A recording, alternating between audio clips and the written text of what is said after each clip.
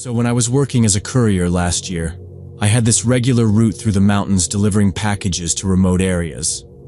The pay was decent, and I liked the solitude. No traffic, no customers breathing down my neck, just long stretches of winding roads and forest. The only thing that sucked was the cell signal. Once I got into the higher elevations, the bars would disappear. My dispatcher always said, "If anything goes wrong, just get to the nearest town," which was about an hour away from the farthest points of my route. One rainy Thursday evening, my van started making this grinding noise about 20 miles from the nearest town. At first I thought it was just the wet road, but it got louder every time I slowed down, like metal dragging against metal. I pulled over onto the shoulder, put on the hazards, and got out to take a look. The rain was steady, not too heavy, but enough to make everything slick. The road was lined with trees on both sides, and I hadn't seen another car in over an hour. There were no houses, no lights, nothing but forest and that quiet sound of water hitting leaves. I popped the hood, hoping it was something simple, maybe a loose belt or something stuck near the wheel well. I checked the basics. Nothing looked obviously wrong, but I'm not a mechanic. When I tried to start the engine again, it just made a click and died. Dead battery, maybe alternator. I pulled out my phone to call for help and, of course, no signal.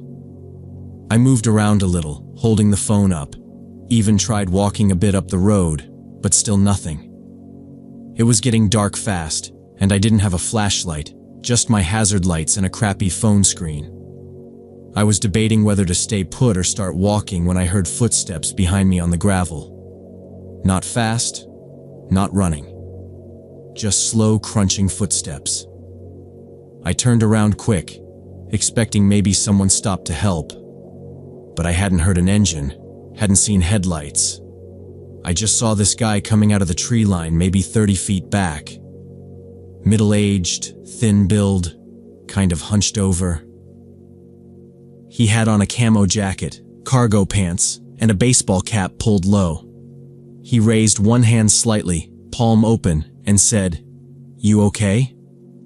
I told him my van had broken down and I didn't have any signal. He nodded, kind of slow, and said, "Yeah, that happens out here."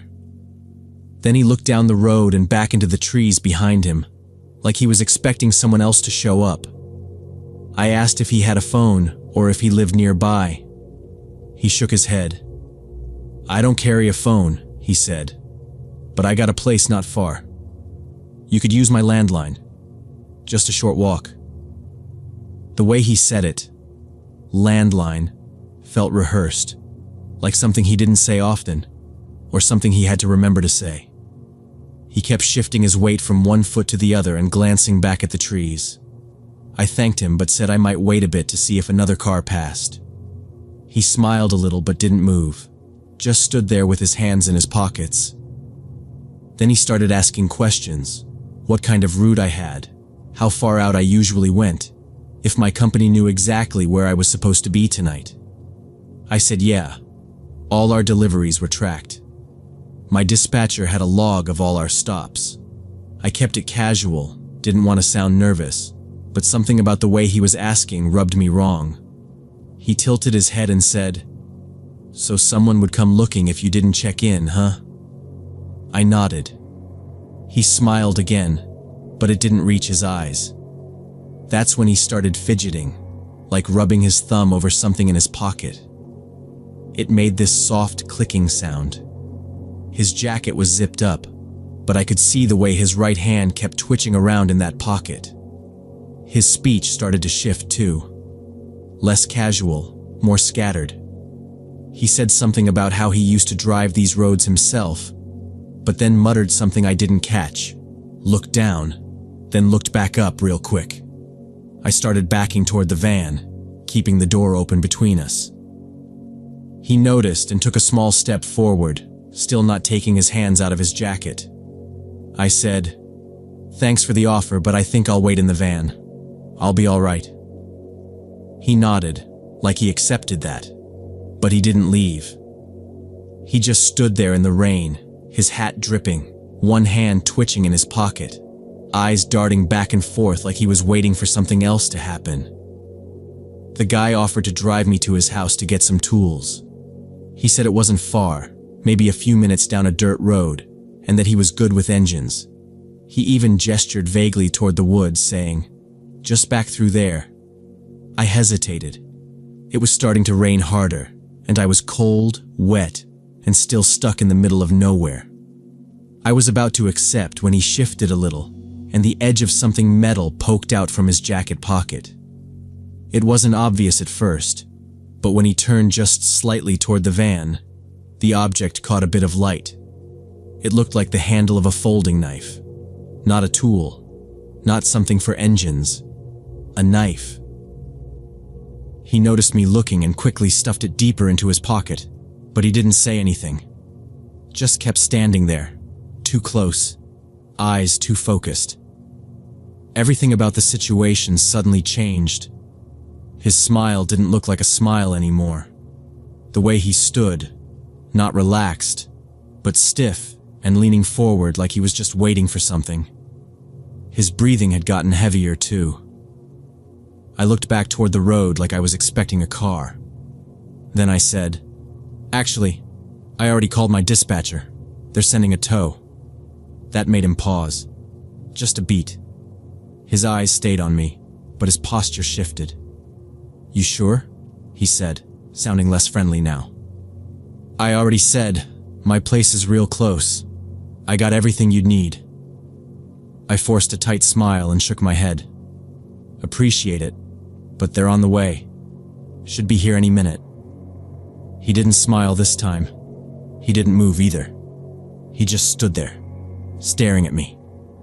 Then his jaw shifted, like he was clenching his teeth, and he stepped closer, lowering his voice.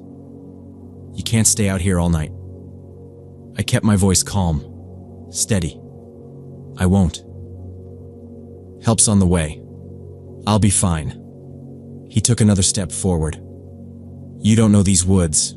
Ain't safe."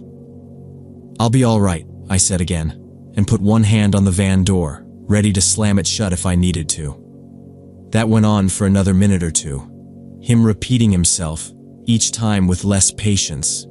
Me standing my ground, lying just enough to make him believe someone knew where I was. Finally, without warning, he turned around and walked straight into the woods. Not back down the road, not toward any visible house. Just off the shoulder and between the trees like he knew the place by heart. I didn't move for a while, just stood there, watching the dark outline of the trees where he'd vanished. When I was sure he was gone, I climbed back into the van, shut the door, and locked it. Then I killed the hazard lights and turned off my phone screen so the cab was dark. I sat there in the driver's seat, barely breathing, trying not to make a sound. Every little crack from the woods made my skin crawl. I kept glancing at the mirrors, expecting to see him step out from the trees. 30 minutes passed, maybe more. Then I saw headlights. A single pair, approaching slow. An old pickup truck. The driver rolled down his window and asked if I needed help. I unlocked the door just enough to speak and said my engine had died. He pulled over, got out with a small flashlight and toolbox, and opened the hood without saying much else. As he worked, I stood beside him and kept glancing toward the woods. He must have noticed, because after a few minutes, he said, "You see someone back there?" I told him a guy had stopped earlier, but he gave me a bad feeling so I didn't go with him. The man nodded slowly, like he'd heard it before. "You're lucky," he said, not looking up. "There's been trouble on this stretch. Few hikers gone missing. One guy's dog came back without him." I didn't say anything, just kept watching the trees. He wiped his hands on a rag, shut the hood, and turned the key in the ignition. The van sputtered, then started. "You should head back to town," he said. "Don't break down out here again. They've been warning people." "Who's they?" I asked. "Sheriff, mostly. Says somebody might be picking off travelers. Only happens late. Only out this way." I nodded, said thanks. He drove off and I followed, not even stopping until I hit a gas station at the edge of town. I sat there for a long time before I called my dispatcher and told them I'd finished the route but had a breakdown. I didn't mention the man in the woods, didn't say anything to the police. Technically, nothing happened. The next week I requested a different route. Said I wasn't comfortable driving that stretch anymore. Nobody asked questions. They reassigned me without a word. But I still think about that guy. His eyes, the knife, the way he just disappeared into the trees like he'd done it before. I don't know what would have happened if I'd gone with him, but I'm glad I trusted that feeling. Sometimes danger doesn't look like danger, not at first. It wears a smile, says the right things, and pretends to be helpful. But something always gives it away. A glance, a word, a pause too long. That was enough. And that was all I needed.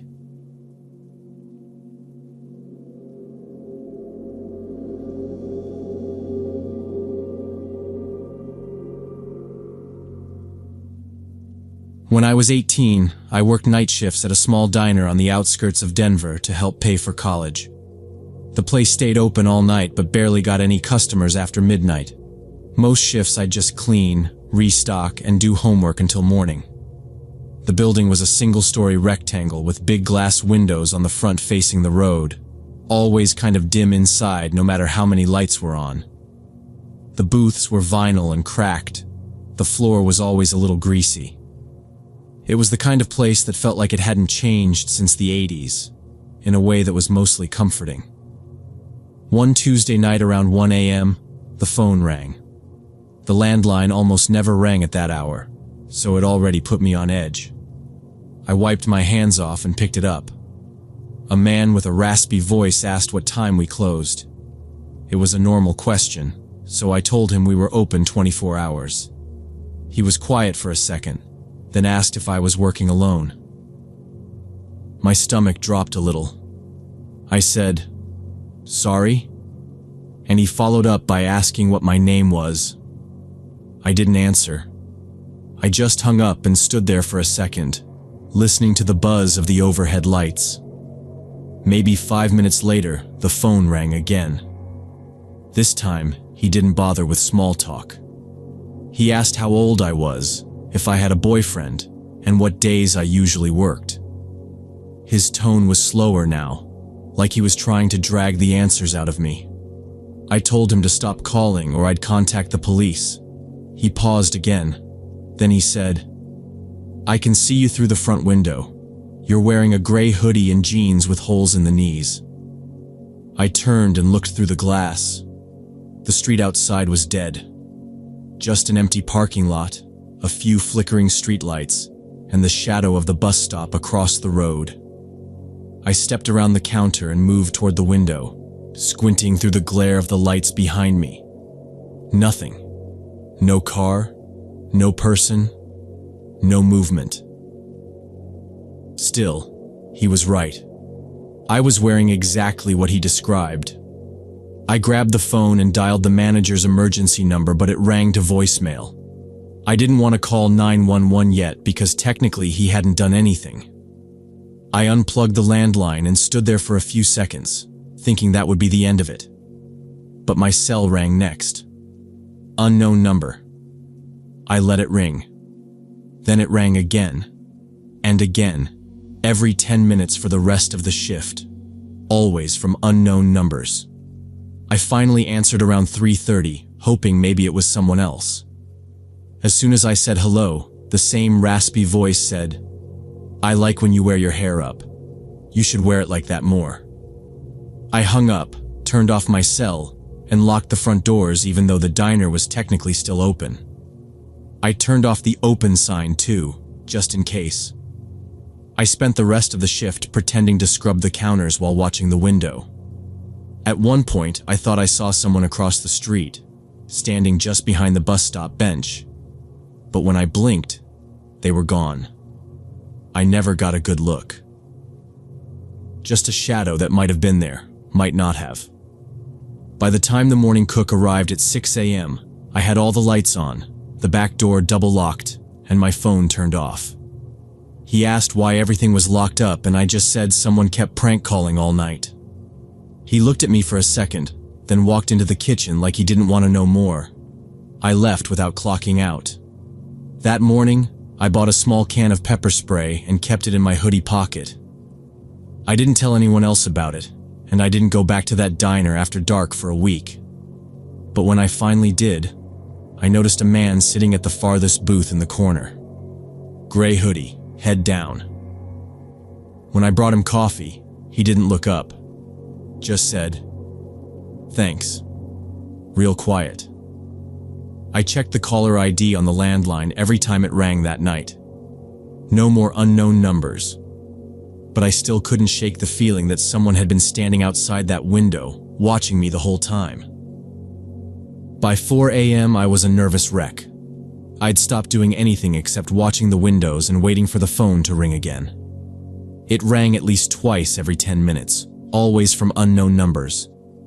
I stopped answering completely, but the sound alone was enough to make my hands shake. Earlier in the night, he just asked questions, personal stuff, creepy stuff, but still questions. But now, he was making threats. The last call I picked up before I turned my cell off, he whispered, "I'm gonna make you scream before sunrise." Just like that. No emotion in his voice, just a flat statement. I hung up so hard the plastic receiver bounced off the counter. I tried calling my manager again, but it went to voicemail. I left a message, short, just told him someone was threatening me and I needed help. No response. I even thought about calling the police, but I didn't know what to report. A man on the phone saying weird things? No name, no location, no visible danger. I figured they wouldn't come. I spent the next hour wiping the same counter over and over, checking the windows every 30 seconds, not because I expected to see anything, just to make sure I didn't. Every time a car passed, I tensed up. Every creak from the old ice machine made me jump. When 6 a.m. finally came, I locked up without even waiting for the morning cook to arrive. I shut off the lights, flipped the sign to closed, and rushed out the back door. The sky was still dark. The city was completely quiet except for the occasional buzz of traffic signals and the hum of early morning wind. I kept my hood up and my pepper spray in my hand. The bus stop was about 4 blocks away. Not far, but too far when you don't feel safe. I walked fast, head down, bag hugged tight to my side. I didn't see anyone else on the street, but I couldn't shake the feeling that someone was behind me. I was halfway to the bus stop, near a strip of old storefronts with closed gates and dark windows, when I heard footsteps. Slow, steady, heavy. I turned and saw a man in a dark jacket, hands in his pockets, walking about 20 feet back. I moved faster. So did he. His footsteps picked up pace just enough to match mine, no more. I crossed the street. So did he. I slowed down, pretending to tie my shoe, and he did too, stopping like he was waiting for a signal. Then I ran. I didn't think. I just ran full speed toward the intersection. I heard his steps behind me, faster now, closer. My breath was short, arms shaking. I made it to the light at the corner when I felt him grab at my purse from behind. The strap caught on my arm, jerking me back. I screamed and spun around, hitting him with both hands. He was wearing a hood, face low, but I saw his teeth grit as he pulled hard on the strap again. I yanked the purse the other way and kicked at his leg. He lost balance for a second, and that's when the city bus pulled up on the corner. The driver saw us and opened the door immediately, yelling something I didn't even register. I ripped the purse from the man's grip and sprinted to the steps. I jumped on, gasping for air, turned back, and he was already gone, vanishing into the alley behind the liquor store. I stood there shaking, both hands gripping the metal pole by the door. My purse was gone. I realized the strap must have snapped during the struggle. My ID, my keys, the little bit of cash I had, it was all in there. But I was on the bus. I was safe. The driver asked if I was okay, if I needed to call the police. I told him no. I just wanted to go home. I knew I should have reported it, but I couldn't talk. My jaw felt locked, like every word would come out broken. He let me ride without paying and dropped me at my usual stop, a few blocks from the apartment I shared with a girl from my psych class. I walked home with my pepper spray still in my fist and didn't see anyone else on the street. I locked the door behind me 3 times. I didn't sleep that day. I sat on the couch with all the lights on and didn't even change out of my uniform. The next day, I called the diner and quit. I didn't ask for my last paycheck. I didn't give a reason. I blocked the number on my cell even though I knew it wouldn't matter. I told my roommate someone had tried to mug me and left out the rest. I didn't even tell my parents until months later. And even then I downplayed it like it was no big deal. But it was. It was a big deal. I still think about it sometimes. How stupid it was not to call the police the first time he asked if I was alone. How I let the phone calls go on, hoping it would stop on its own.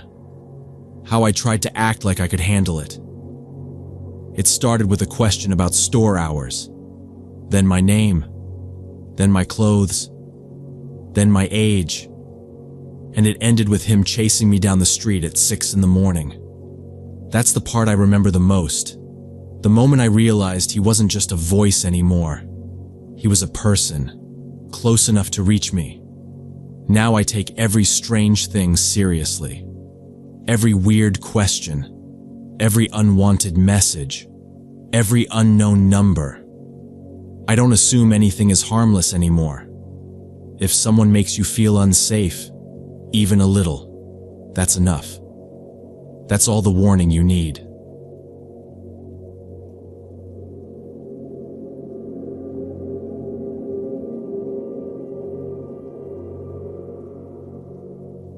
I bought a small ranch in rural Nevada 8 years ago after my divorce. I just wanted somewhere quiet, somewhere where I wouldn't have to bump into people every time I stepped outside. The kind of place where no one asked questions and no one cared what you were doing. I got exactly that. The nearest neighbor is about 1.5 miles east, and I've probably spoken to them maybe 3 times in total. My days are quiet. Chores, repairs, checking on the well pump, feeding the horses. I drive into town every week or so to get supplies. Apart from that, it's just me and the land. I thought I'd be lonely out here, but I liked it more than I thought I would. Most evenings I sit on the porch. I've got this old creaky chair and a small table for my ashtray and coffee. Sometimes I scroll through emails on my tablet. Sometimes I just read whatever's around. It's peaceful. You get to know what normal sounds like. You can tell when something's off just from a shift in the wind or how quiet the coyotes get. Last Thursday night, I was out there around 8:30. Sky was clear. Everything was still. The sun was just dropping behind the ridge, and the last bit of orange light was fading off the barn. That's when I noticed movement out past the fence. At first, I thought it was a coyote or one of the neighbor's dogs, but it was walking upright. A person. He was maybe 50 yards out, moving slow, like he was taking his time. He came from the west side, where there's nothing but hills and dry brush. No one should be coming from that direction on foot unless something was wrong. I stood up and watched him for a second, just to see what he was doing. He stopped near the side of my barn and seemed to be looking at something, maybe the walls or the fencing. I thought maybe it was someone from the water company or a state worker checking the land. But there were no trucks, no signs, no gear. Just this man walking around like he owned the place.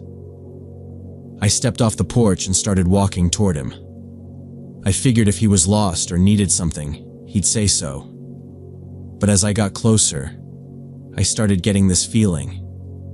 This weird sense that something was off. His posture, the way he moved. I called out, just said, "Hey, you need something?" He didn't even flinch. Kept walking, real slow, over toward the edge of the barn, then around to the front, like he was ignoring me completely. I walked faster, cut across the gravel toward him. That's when I got a better look. He was middle-aged, maybe late 40s or 50s, wearing worn jeans, old work boots, a beige button-up shirt, and a wide cowboy hat. He looked like any other rancher around here. I was maybe 10 feet behind him when I called out again. "Sir, you on someone's land?" Still nothing. He went right up to the side of my house, walked along the wall, and stopped at the first window. I watched as he put his hands up to the glass and leaned forward like he was trying to see in. Then he pulled out a little notepad from his back pocket and started writing something. I froze there for a second, just trying to figure out what the hell was happening. I shouted louder, walked up close. "What are you doing? This is private property." He didn't even look at me. Just moved to the next window, cupped his hands again, stared inside, scribbled in that pad. I stepped in front of him, blocking the next window. "You need to tell me who you are right now," I said. He didn't respond, just turned his body slightly and moved around me to get a better angle. I was close enough to see that his notepad was full of these short lines, numbers, what looked like addresses or coordinates, but I couldn't be sure. The writing was neat. Too neat. Like he was doing something official. But there was no badge, no ID, no vehicle. Just a guy with a hat and a pad, walking around my house like I didn't exist. I kept following him, trying to get a look at the notes he was writing. He went to every window, kitchen, bedroom, even the tiny one near the back bathroom. Each time he pressed his hands to the glass, stared for a while, then wrote something down. I yelled again, told him to stop, warned him I was going to call the sheriff. That got no reaction either. Just slow, deliberate movement like he had a checklist he was working through. It didn't matter what I said. I might as well have been yelling at a post. I thought about grabbing my phone to take a picture, but I didn't want to turn my back on him. There was something about how calm he was that made me feel uneasy. He wasn't confused or lost. He wasn't scared or in a hurry. He knew exactly what he was doing, and he didn't care that I was standing right there. After the 10th or 11th window, he just walked to the edge of the house and stood still, facing the back fence. For a second I thought maybe he was done, that he'd say something or turn and explain, but instead, he took a step toward the field and started walking again, slow as ever, away from the house. I didn't follow right away. I just stood there, watching him head toward the empty fields behind the barn, toward the open land. No car, no flashlight, no gear. Just walking into the dark with that notepad still in his hand. After examining every window and door on the ground floor, the stranger didn't pause for a second. He walked around the side of the house, past my propane tank, and straight toward my workshop. I followed close behind, keeping a few paces between us, but he never once turned around. He went window by window, same routine, palms on the glass, head tilted, peering inside like he was checking inventory. My workshop is locked up tight, heavy double doors with a steel latch and a padlock. He grabbed the handle and tugged it like he had every right to go in. Then he crouched low and looked underneath like he was checking for motion sensors or wires. He even stepped back, glanced up at the roof, then circled around and tried the back entrance. Then he made his way to the truck. My pickup was parked by the tool shed. He walked around it slowly, checked the tailgate, crouched low, and looked underneath like he was checking for tracking devices. At that point, I'd had enough. I told him I was calling the sheriff. I raised my voice this time. "You hear me?" I'm calling it in. You need to leave. I didn't care what kind of nutcase he was. If he was dangerous, mentally ill, whatever. He was about to find himself face down in the dirt if he kept this up. He stood up from the truck, brushed his jeans off, slipped his notepad into his back pocket, and without a single word, turned and walked out toward the hills behind my property. No reaction, not a glance. Just that same slow pace, like he had all the time in the world. I stood there watching him disappear into the brush, heading west where the dirt rises and the trail vanishes. After 30 or 40 feet, he was swallowed up by the dark. I waited a while, listening, but there was nothing. No footsteps, no branches snapping, just crickets and the wind. I stayed outside another 10 minutes, then finally turned back toward the house. I locked every door and window, double-checked the latches, and drew all the curtains. I went into the bedroom and took my hunting rifle out of the closet, loaded it, chambered around, and kept it across my lap as I sat down on the couch. The clock said 10:43 p.m. I turned on the outside floodlights, left the porch light on, and sat there trying to keep my eyes open. But around midnight, I must have drifted off. I woke up to cold air, the kind that bites your skin, even indoors. It was still dark out. I sat up, instantly alert, and felt it right away. The air was moving. I looked toward the hallway and saw that the back door was wide open. Not cracked, not swinging, just standing there. I grabbed the rifle and moved quietly through the house. Every room, every closet, the pantry, bathroom, under the bed. Nothing. No footprints, no damage, nothing broken. Just that open door. I closed it, bolted it, and sat back down, this time with the rifle across both arms.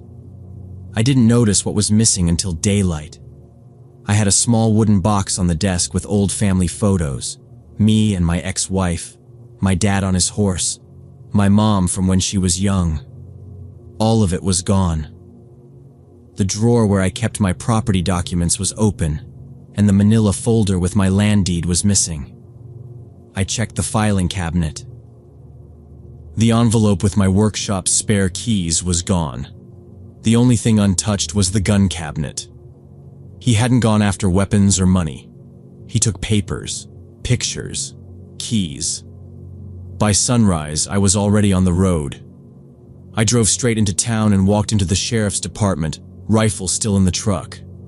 The deputy on duty was a younger guy, maybe in his 30s. I told him everything. I didn't leave out a single detail. He listened without interrupting, then said this wasn't the first report they'd had in the last few months. Isolated places, no signs of forced entry, but personal stuff missing. Documents, ID, photos. He told me it sounded like a reconnaissance run. Sometimes they don't come to rob you right away, he said. They want to learn about your routines, how far you are from neighbors, what kind of defenses you've got, if you live alone. He said it could be part of a larger plan, stalking, identity theft, or worse. I filled out the report. They took copies of my license, ran my name, asked if I'd had any recent disputes or threats. I said no. No one even knew I was out there except the post office and the hardware store. The deputy recommended I install cameras, real ones and decoys, motion lights, a dog. He said having something that barked was sometimes enough to scare off the worst kinds of people. I nodded, thanked him, and drove home. That was 5 days ago. I haven't slept right since. I ordered cameras, installed them myself, got floodlights on every corner. The rifle stays loaded. I keep my boots on when I sleep. Every night around dusk, I walk the fence line and scan the hills. I haven't seen him again, but I can't stop thinking about where he went. He didn't drive. He didn't ask for anything. He didn't speak. He just watched, took notes, and disappeared into the brush like he knew the land better than I did. And now, every evening when the wind shifts or the coyotes stop howling, I wonder if he's still out there, watching, waiting, planning whatever comes next.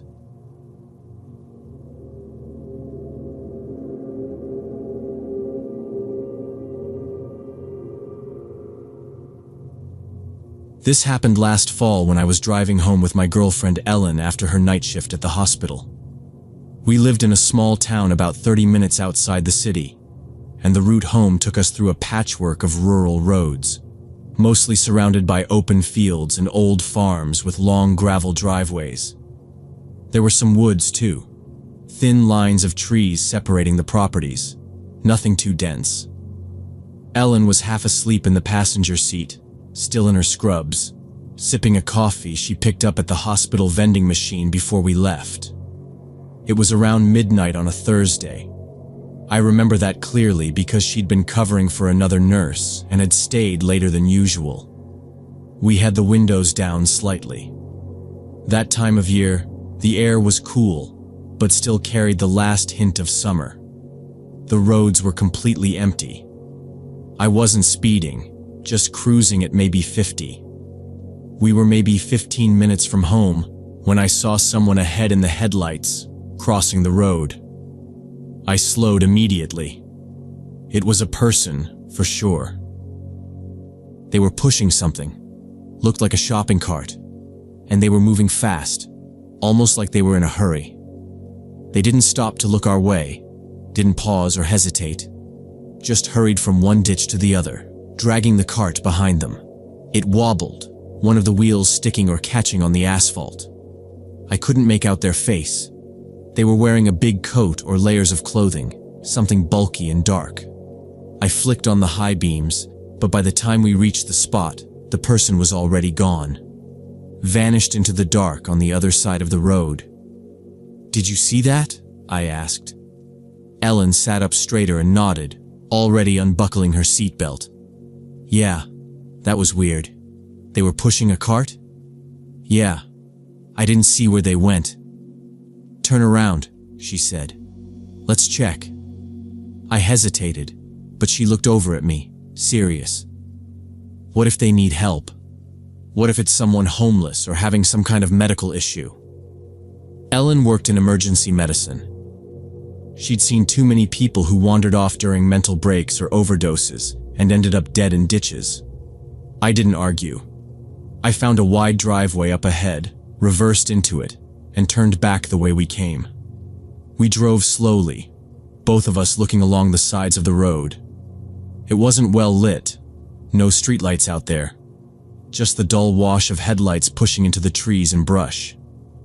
About 2 minutes later, we spotted the cart. It was sitting abandoned on the shoulder, maybe 3 feet off the pavement. No person in sight. I stopped a few feet before it and turned on the hazards. Ellen opened her door and stepped out. I kept the engine running, the headlights casting a sharp beam across the roadside grass. I leaned toward the passenger seat, watching her approach the cart. "Do you see anything?" I called out. She didn't answer right away. She bent forward to look inside, and then straightened up. "It's just trash," she said. "Old clothes, some rags, newspapers. Like someone's camped out with it? Maybe. Or they were collecting scrap. There's no food or anything. No bags. It's just stuffed with random junk." She took a few steps away from the cart and looked into the woods.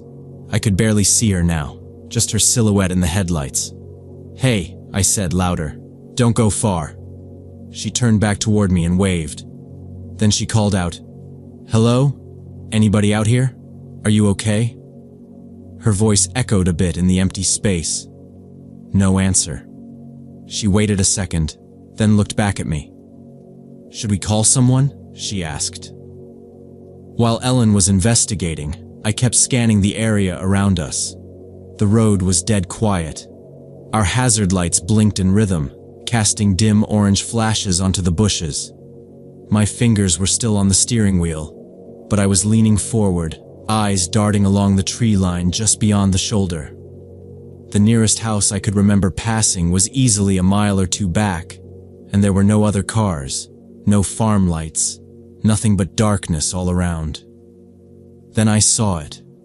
Movement in the low brush maybe 30 feet from where Ellen was standing. At first I thought it was just a deer or raccoon, something small rustling through the weeds. But it wasn't. A man stepped out slowly from the brush. He was thin, maybe in his 40s, clothes dirty and hanging off his frame. His arms were stiff at his sides and his posture didn't look right, like he was bracing himself. He didn't call out or wave. He just kept walking straight toward Ellen. My chest tightened. I squinted through the windshield and noticed something in his right hand. A tool or piece of metal. The way it caught the light, it looked like it could have been a screwdriver or a knife. I didn't wait to find out. I slammed my palm on the horn and leaned out the driver's side window, yelling, "Ellen, get in the car, now!" She turned immediately, startled, and the guy froze mid-step. She must have seen him too, because she backed away fast and started running toward me. The man didn't chase her. He flinched at the horn and backed up a step, then disappeared into the thick brush without a word. 1 second he was standing there, and the next he was gone, swallowed up by the woods. Ellen yanked the door open and jumped in. "Go," she said, breathless. "Just go." I hit the gas and turned the car around, tires crunching over gravel as we pulled back onto the road and accelerated away. Neither of us spoke for a minute. I kept checking the rearview mirror but saw nothing, just flashing amber lights from the hazards in the dark. After a while, Ellen said, "He came out of nowhere. I didn't even hear him." I nodded, still watching the road. "Did he say anything?" "No. He didn't even look shocked to see me. He just walked out like he was expecting someone." I gripped the wheel tighter. "That thing in his hand?" She nodded. "Something metal. I think it was a screwdriver, but I'm not sure." We didn't say much after that. I slowed down a bit once we were closer to town, but I didn't relax. Not completely. Ellen stared out the window in silence, her arms crossed tight over her chest. She wasn't the type to get shaken easily, but even she looked pale. When we got home, I parked in our driveway and turned the engine off. Neither of us moved right away. The only sound was the clicking of the cooling engine and a dog barking somewhere a few blocks away. "The cart," she said suddenly. It didn't make any sense. "What do you mean?" There was nothing in it but garbage, ripped clothes, broken toys, like stuff someone dragged out of a landfill. I thought about the man's face, the way he moved toward her without hesitation. It was a setup. She nodded. "Yeah. It was meant to make someone stop. Get out. That's all." We went inside, locked every door and window, and stayed up for another hour just going over it again and again. The way the man appeared, how quiet it had been, how he didn't say a word. Everything felt calculated, deliberate. The cart in the middle of nowhere, the person pushing it across a highway at midnight. It wasn't random. It was bait. The next morning, after not sleeping much, I called the local police. The officer who answered listened carefully as I explained where it happened, what the man looked like, and what Ellen had seen in the cart.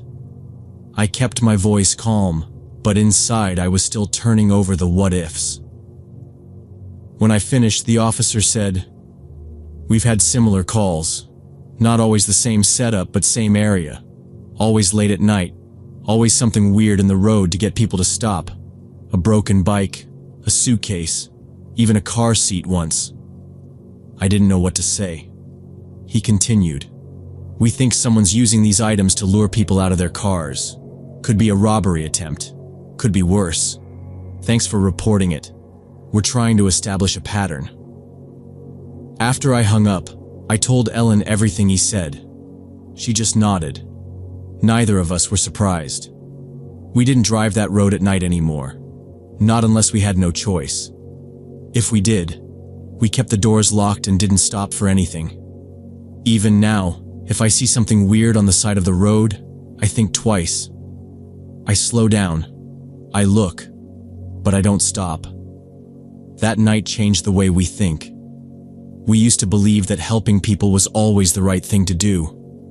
But out there, in the dark, with no one else around, you learn fast that not everyone who looks like they need help actually does. Some people aren't looking for kindness. They're looking for an opportunity. We were lucky. That guy could have had a knife. He could have rushed her before I even saw him. But we got out. And now, we don't play guessing games in the dark. We keep driving. We call the police. And we never, ever get out of the car.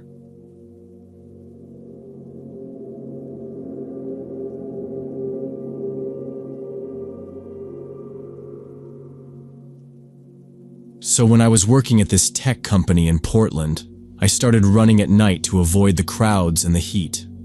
I'm not really a morning person, and I'd rather deal with cool air and empty sidewalks than jog through downtown during peak hours. I had a regular route, pretty basic, around the waterfront, past a couple of office buildings, loop back through a couple side streets and head home. But that Wednesday, I don't know. I was bored. Same scenery, same turns, same loops. I figured I'd try something different and cut through the old industrial area. It was late, past 10. Most people were home, streets were empty except for the occasional car driving by. That part of the city's pretty dead after dark. A few scattered streetlights, old warehouse buildings with rusted out signage, closed roll-up doors, broken pavement. I liked the quiet. It was kind of peaceful in a gritty way. I had my headphones in, but the volume was low. I never blast music when I'm running at night. Just enough to keep rhythm. I know it's smart to stay aware. I went a little farther than I meant to. The street turned off under an overpass, and instead of doubling back, I kept going. It was a good run. Cool air, no interruptions. I usually go for 7 kilometers, but I felt good, so I pushed on. That's when I noticed another runner on the opposite sidewalk. Middle-aged guy, average build, dark blue tracksuit, clean-shaved baseball cap, earbuds in. I didn't think anything of it. People jog at night, especially in summer. I figured he lived nearby or was doing his own version of an extended route. We passed each other going in opposite directions. I nodded out of habit. He didn't respond but didn't seem aggressive or anything. Just kept his head down, focused on his stride. I continued, kept my pace. Took a right turn past a loading dock where some broken pallets were stacked up along a rusted chain-link fence. About 10 minutes later, I was heading back toward familiar streets when I caught a glimpse of movement behind me in a storefront window. Reflex made me look over my shoulder. Same guy. He had turned around and was running behind me now. That wasn't too weird by itself. Maybe he looped back like I did. Maybe we just had similar timing. But then I slowed a little to check my pace. He slowed too. I sped up again. Not a sprint, just enough to stretch my stride and get a little distance. He matched me. That's when I started really paying attention. I made a left at the next intersection, taking a smaller side street. He did the same. Another block, right turn. So did he. I crossed to the other side of the street. He did too. Still jogging, same steady stride. Like he was on a treadmill linked to mine. I stopped and pretended to check my shoe. He stopped too. Bent down a little like he was adjusting his sock or something, but his head wasn't down. He was looking at me. That's when my adrenaline finally kicked in. Like really kicked in. My legs were already tired, but my chest felt tight in a different way. I'd read stories online. People followed at night, runners attacked. I always thought I'd notice early, that I'd know when to bolt. But this guy wasn't yelling or charging me. He was just there, watching, copying. I started moving again. Normal pace, nothing erratic. Just ran. He followed. 2 blocks, same distance. Every time I glanced back, he was still there. Not trying to catch me, not dropping behind, just tracking me like a shadow. I turned again. So did he. I tested it a 3rd time. Stopped at a light and waited, watching through the reflection in the shop window beside me. He slowed too. Reached down again. Pretended to fix something on his shoe. Exact same move. That's when it stopped feeling like coincidence. It was deliberate. Like he was trying to stay just threatening enough to be noticed, but not enough to provoke a reaction. I didn't know if he had a weapon. I didn't know what he wanted. But I knew he wasn't just another runner anymore. I looked ahead. The road curved toward an old freight lot. Dark, no houses, just fences and silence. No way I was going that way. I pivoted and headed back toward a street I recognized. My pace picked up. I cut across a parking lot, trying to shake him, weaving around an old delivery truck left near a loading bay. I could hear footsteps behind me now. Steady, not running, not rushing. Just close enough to keep pressure. The industrial area that felt quiet before now felt wide open and exposed. No homes, no open stores, just blank walls and locked gates. I didn't want to pull out my phone in case he used that moment to do something. I just kept scanning the street ahead for movement, for light, for anything. I needed to get somewhere public fast. My brain ran through the area layout, and I remembered a 24-hour supermarket not far off. Maybe half a mile, if I cut through one more long block and stuck to the sidewalk. I'd seen delivery trucks parked outside it before when I passed in the mornings. I figured if I could just make it there, I'd have other people around, light, maybe even cameras. Anything that wasn't a pitch-black street lined with shuttered buildings. I didn't run. That felt like the worst thing to do, like it would tell him I knew and make him act. I kept my pace steady, like I was just another night jogger staying on a loop. I didn't look back for a few minutes. I could hear his steps again, 50 yards back. Always there, but never closing the gap. Every couple blocks the sound would fade, like he'd dropped back, and I'd start to question myself. Then he'd appear again in the reflection of a store window, or in the low hum of a foot hitting pavement at the exact same interval as mine. When I finally reached the supermarket, I saw a semi-truck parked at the loading dock with the back doors open. 3 workers in reflective vests were pulling boxes off with a dolly and talking while they worked. That sight, 3 tired guys in gloves and steel-toe boots, was the most reassuring thing I'd seen all night. I didn't slow down until I was a few feet from the automatic doors. I went inside and walked straight to the refrigerated section. Grabbed a bottle of water even though I wasn't thirsty, then made my way up front. The cashier was a younger guy, maybe college-aged, leaning on the counter with a phone in his hand.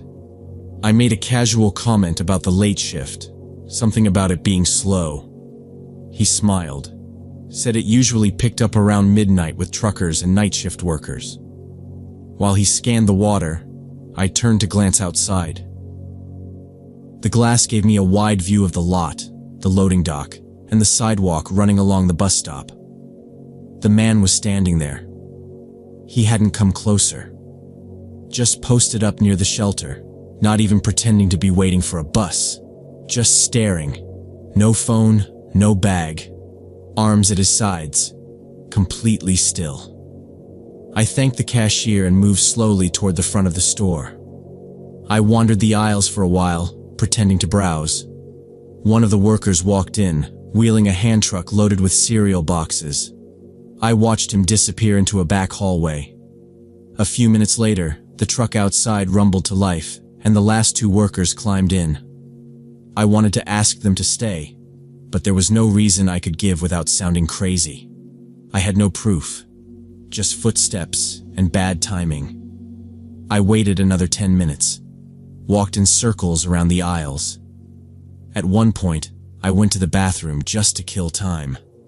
When I came out, the parking lot was empty except for a few scattered cars and a flickering light pole. I checked every angle I could from the glass windows. The guy wasn't at the bus stop anymore. He wasn't across the street. He wasn't by the truck dock. I left the store but didn't go back the way I came.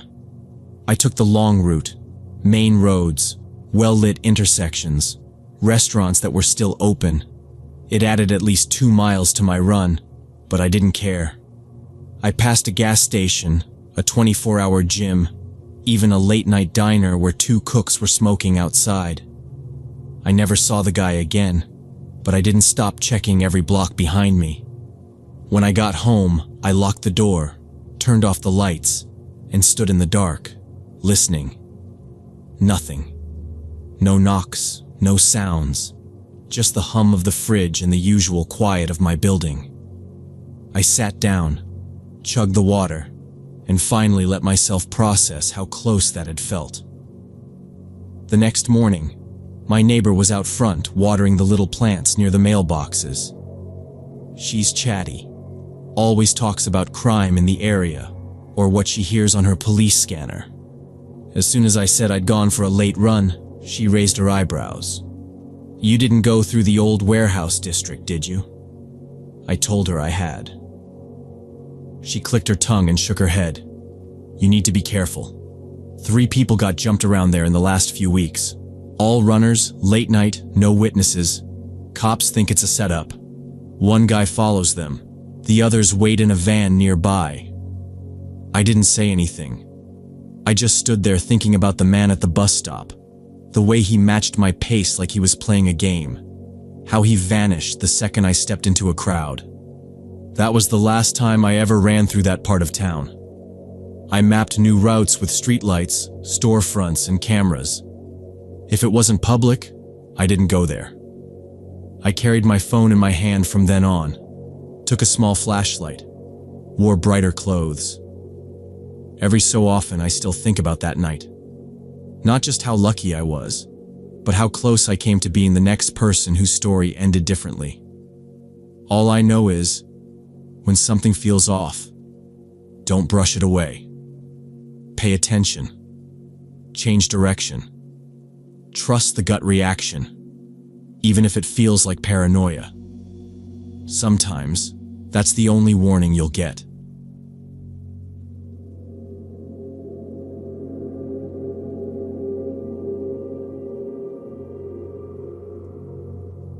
When I was 22, I worked as a nurse at the hospital near the Army base in Colorado. This was back in the 50s when things were different for women. I lived alone in a boarding house run by a widow named Mrs. Kramer, and I rented one of the 2 upstairs rooms. It was nothing fancy, just a twin bed, a dresser, and a little desk by the window. But I liked it. The other tenants were quiet, mostly older folks or young working girls like me, and the place was clean and safe. On weekends, a few of us nurses went dancing at the local hall. It was our way to blow off steam after long shifts. Most of the soldiers were respectful and kind, and we never had to worry about too much trouble. I liked dancing with them. I liked the smell of cologne, the sharpness of their uniforms, and how they always walked you back to the door. But I always went home alone.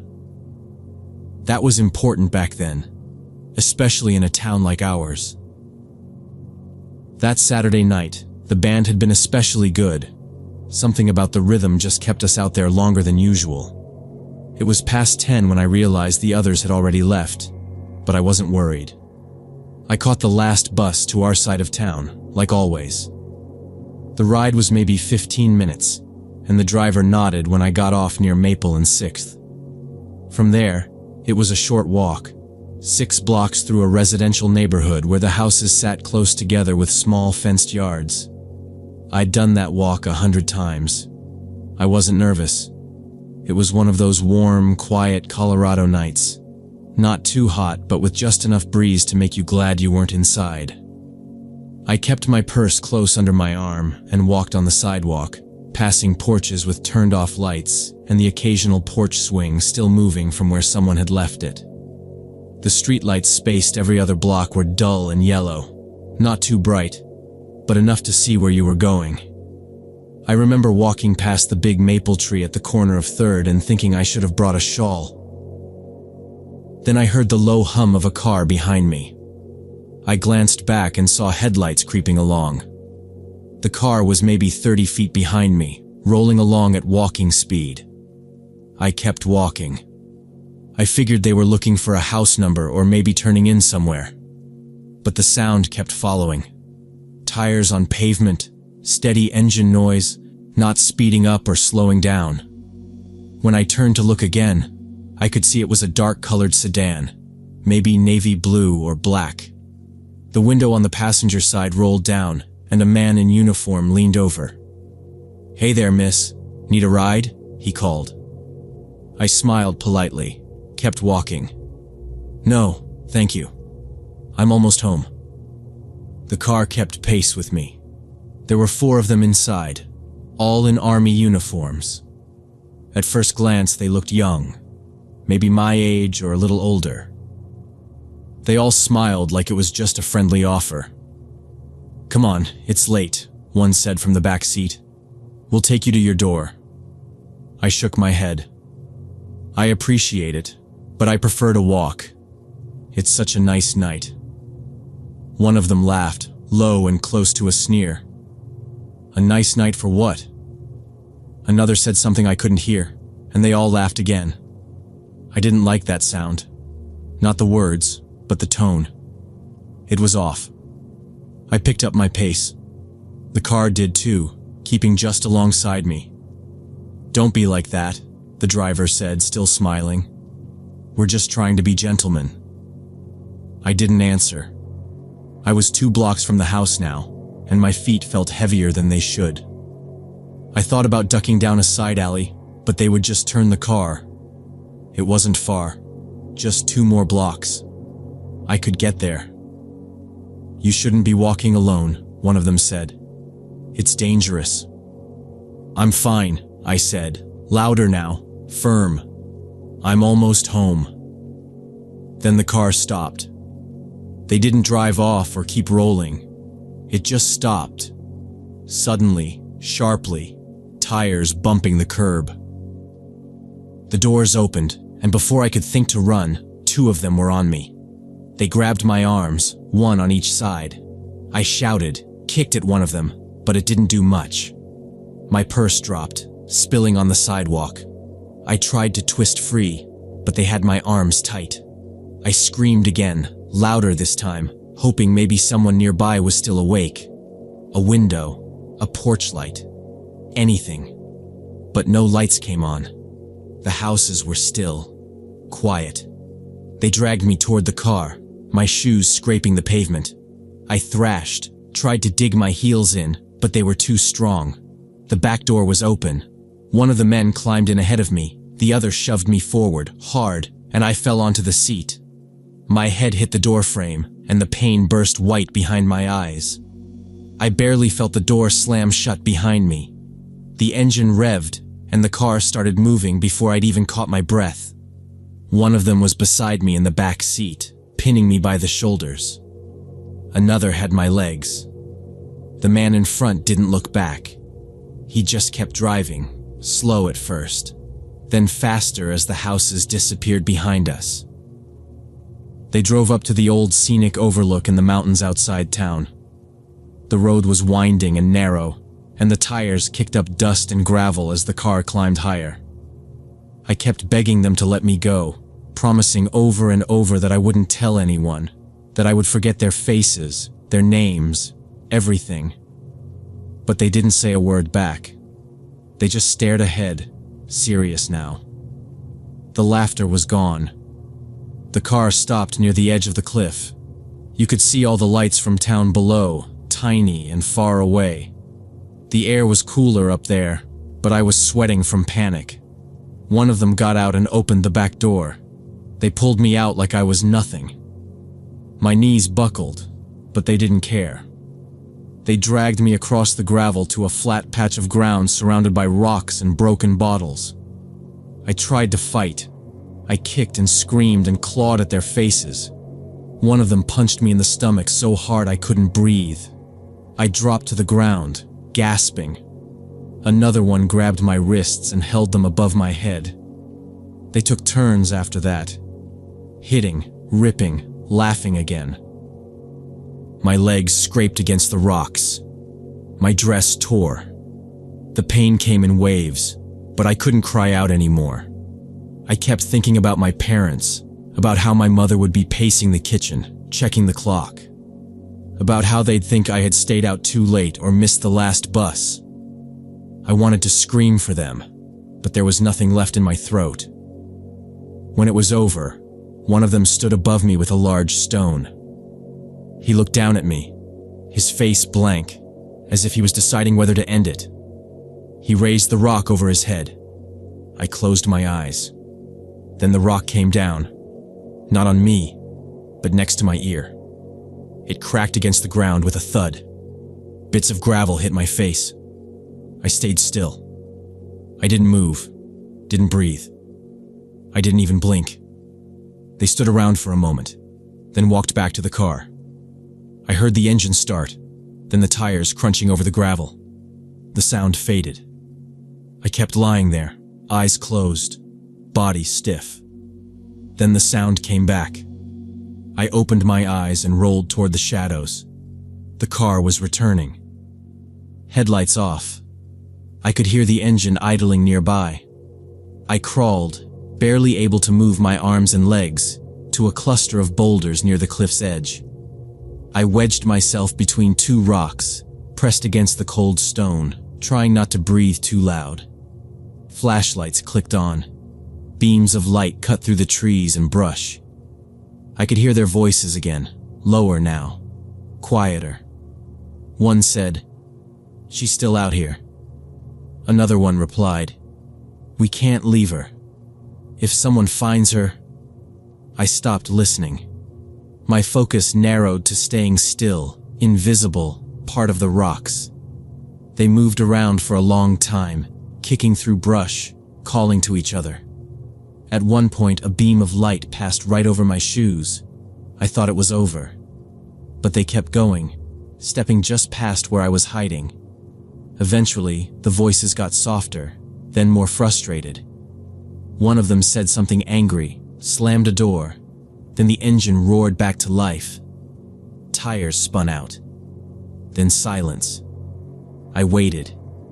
I didn't count minutes. I didn't look at the sky.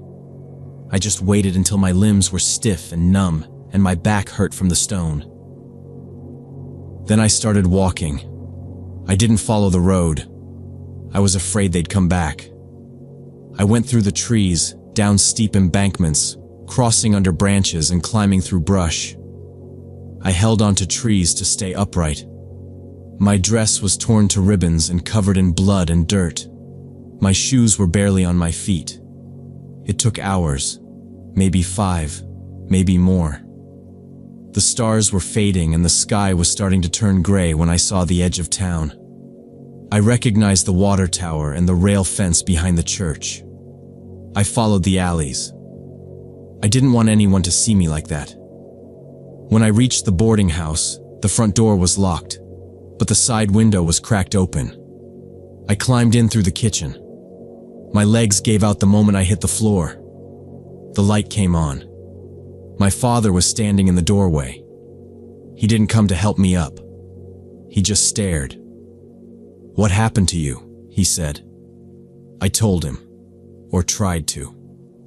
My voice was hoarse and broken, and I couldn't make it all come out right. I said I was attacked. I said they were soldiers. He didn't ask how I got away. He didn't ask if I needed a doctor. He just said, "What were you thinking, walking alone that late? What will people say when they find out?" I stared at him from the floor. My whole body hurt. My skin burned with cuts and bruises. "You can't tell anyone about this," he said. "Do you understand? It'll destroy you. It'll destroy us. No one's going to believe some story like that over 4 men in uniform. I didn't answer. I didn't move. That week, I packed my things and left. I quit my job. I didn't tell anyone at the hospital why. I bought a bus ticket to another state and rented a room in a city where nobody knew my name. I worked odd jobs until I found another hospital willing to take me on. For a long time, I couldn't stand being near men. I avoided small rooms, crowded elevators, shadows in the street. At night, I would wake up gasping, the sound of gravel still in my ears. Eventually, I married. He was quiet, gentle, kind. We had children. I tried to be the kind of mother who always listened, but I never told him the whole story. This is the first time I have. I'm old now. My children are grown. My husband is gone. And that part of my life, the part I buried, keeps crawling back to the surface. Some wounds don't close. They scab over, then split open again when you least expect it. You learn to hide them. You learn how to smile, how to shake hands, how to carry on like nothing ever happened. But you never forget what it felt like. The rock beside your ear, the sound of boots on gravel, the voice that says, "No one's going to believe you." And that's why I'm telling it now. Not for sympathy, just so someone else out there knows it's not your fault, and you're not alone.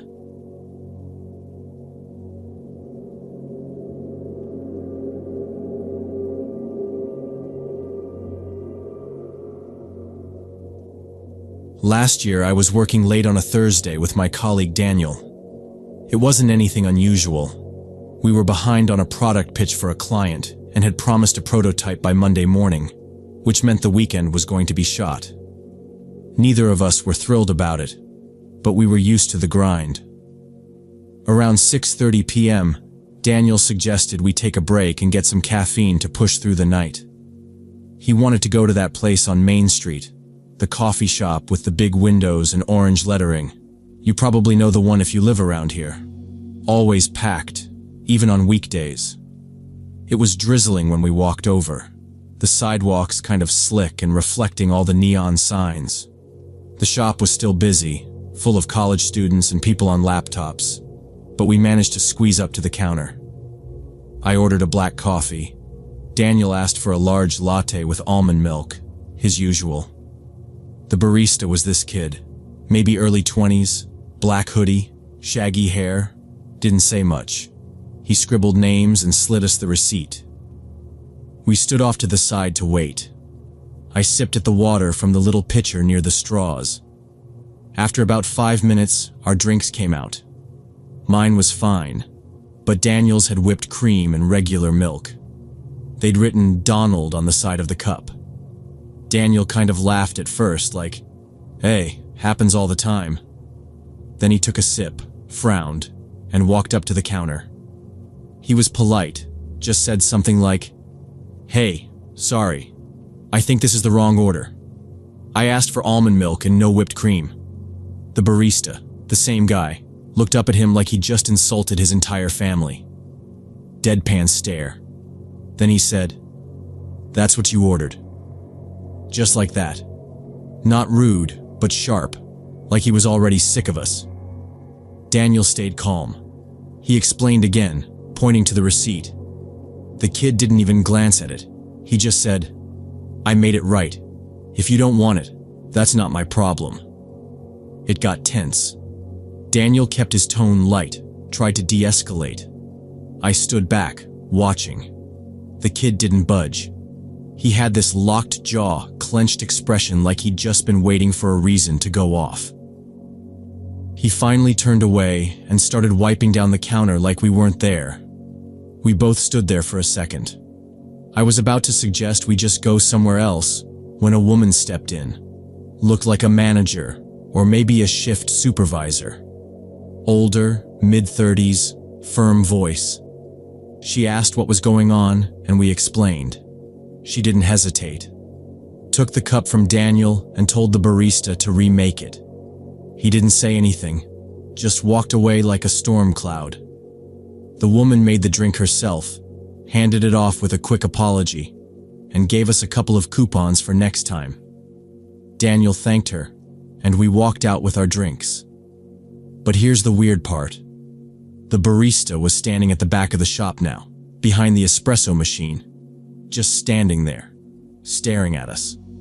Not moving, not blinking. Arms at his sides, hands tight into fists. We both noticed, but neither of us said anything. We walked back to the office. I made a joke to lighten the mood.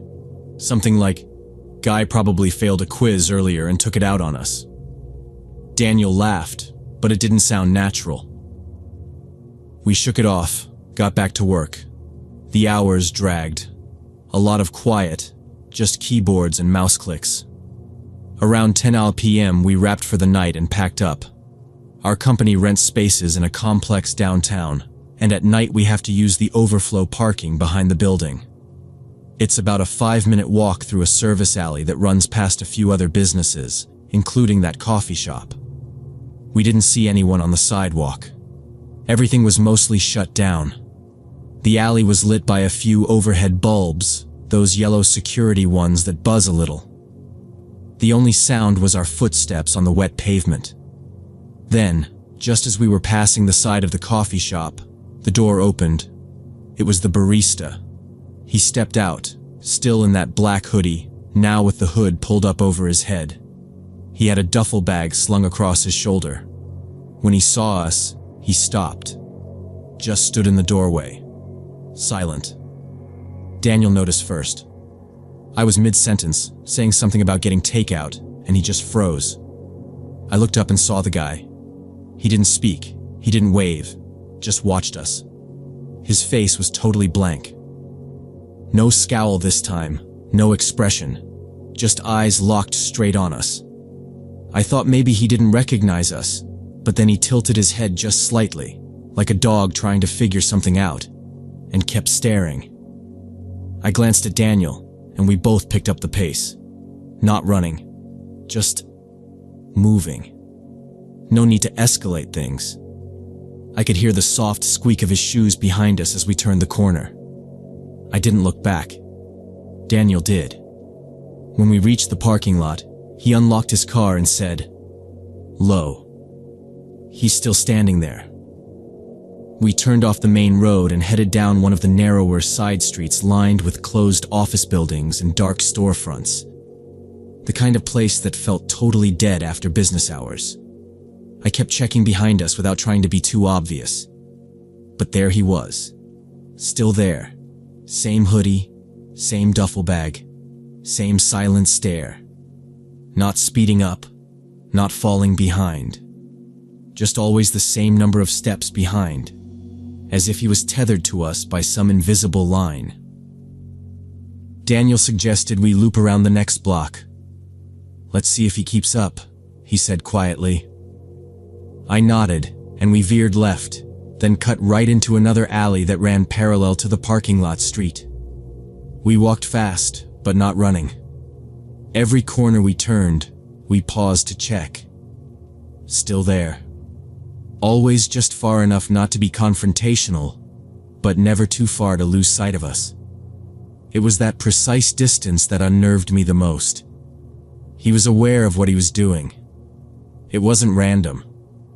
At one point, Daniel muttered, "He's not even pretending to be casual anymore." The guy had his head lowered a bit now, hands in his hoodie pocket, still walking in perfect sync with us. I felt my mouth go dry. We didn't speak after that. We both just started moving faster, silent agreement, heading for the cars. The final turn into the back parking lot felt like it stretched out for miles. The lot was nearly empty, maybe 5 or 6 other vehicles scattered around. The streetlights overhead gave everything a cold, greenish tint. Daniel's car was farther down. Mine was closer. We stopped walking. I turned and faced the sidewalk just as he reached the mouth of the lot. "Hey," I said, louder than I meant to. "What do you want? You've been following us for 10 blocks." He didn't say anything. just stepped forward onto the edge of the pavement, stopping directly under the light. The shadows of his hood covered most of his face, but his eyes caught the light just enough to see. He didn't blink, just stared like he was trying to memorize every inch of my face.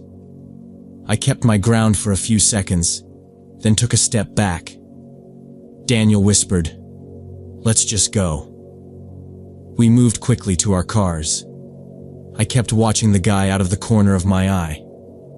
He didn't follow us into the lot, didn't come closer, just turned slightly and walked along the inside edge of the fence, stopping near the only gate out of the lot. He stood there while we both unlocked our cars and started the engines. Even then, he didn't move. As I pulled out, he took one small step back, clearing the gate. I rolled slowly past him, staring straight ahead, but I could feel his eyes locked on me. My hands were shaking on the wheel. Daniel's car followed a few seconds behind me, and I could tell from the way he moved that he was just as freaked out. I checked my mirrors until we were 3 blocks away. He never followed, just disappeared back into the shadows. The next morning we didn't even discuss it. We both just ended up at a different cafe across town. Safer, brighter, more families and old people around. I ordered black coffee again. Daniel skipped the latte. The barista smiled and called out his name correctly when his drink was ready. Later that day, I told our office admin not to order from that place anymore. Just said they got our drinks wrong and we had a weird experience. I didn't give details. About 2 weeks after that, I was talking to a client who lived near Main Street. He mentioned that the coffee shop had switched staff. Said the guy working evenings got fired for weird behavior. I asked what he meant, and he told me a few people had complained about being followed after closing time. One girl said the barista had shown up at her car, just standing by the driver's side window until she drove away. Another guy said he threatened to remember his face after a bad review. Apparently, management had tried to handle it quietly. No police reports, no big HR mess, just termination. I didn't press for more. I didn't want to know if he'd done worse or if anyone else had a worse ending than we did. It stuck with me though. Not because anything happened, but because it almost did. That whole night was just a reminder of how fast something ordinary can go sideways. One bad drink, one wrong name, one person who doesn't know how to let it go. Now I pay attention to those little signs, not just with baristas. Anyone. A forced smile, an odd pause, a glance that lingers too long. People who can't handle small frustrations usually aren't good at handling anything bigger. You don't know where their limit is until you cross it, and by then, it's too late.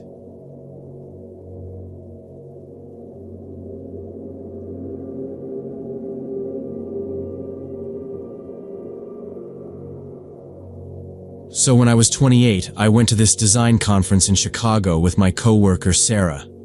We stayed at a business hotel right across from the convention center, which was convenient but not exactly in a great neighborhood.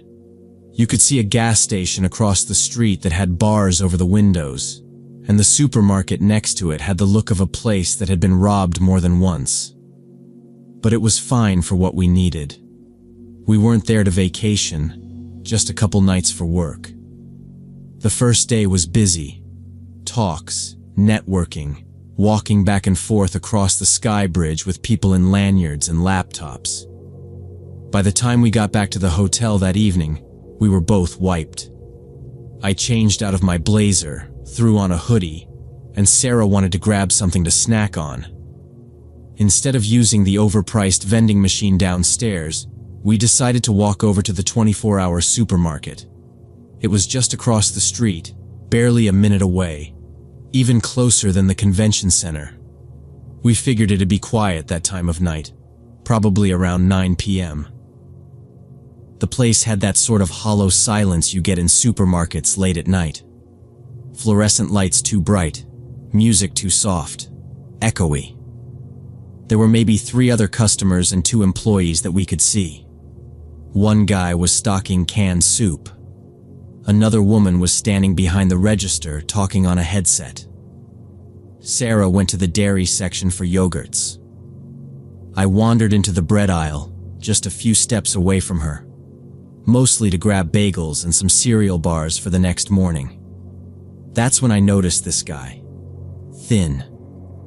About average height. He wore this ratty blue baseball cap pulled low over his face. He had a pack of tortillas in his hand, but he wasn't reading the label or looking at the product. His eyes were fixed on Sarah, not like in a quick glance kind of way either. His head didn't move when she moved. His body stayed pointed at the tortillas, but his eyes tracked her like he was waiting for something. I watched him for maybe 10 seconds, long enough to make sure I wasn't just misreading the situation. And then I saw him put the tortillas back, still without looking at them, and drift slowly a few steps sideways, toward the direction Sarah had gone. He picked up a box of granola. Same thing. Didn't look at it.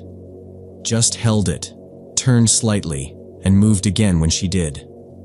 I walked toward her casually, keeping one eye on him, and said in a low voice, "Hey, that guy in the cap is watching you. Don't look. Let's just go over to produce instead." She stiffened for half a second but nodded.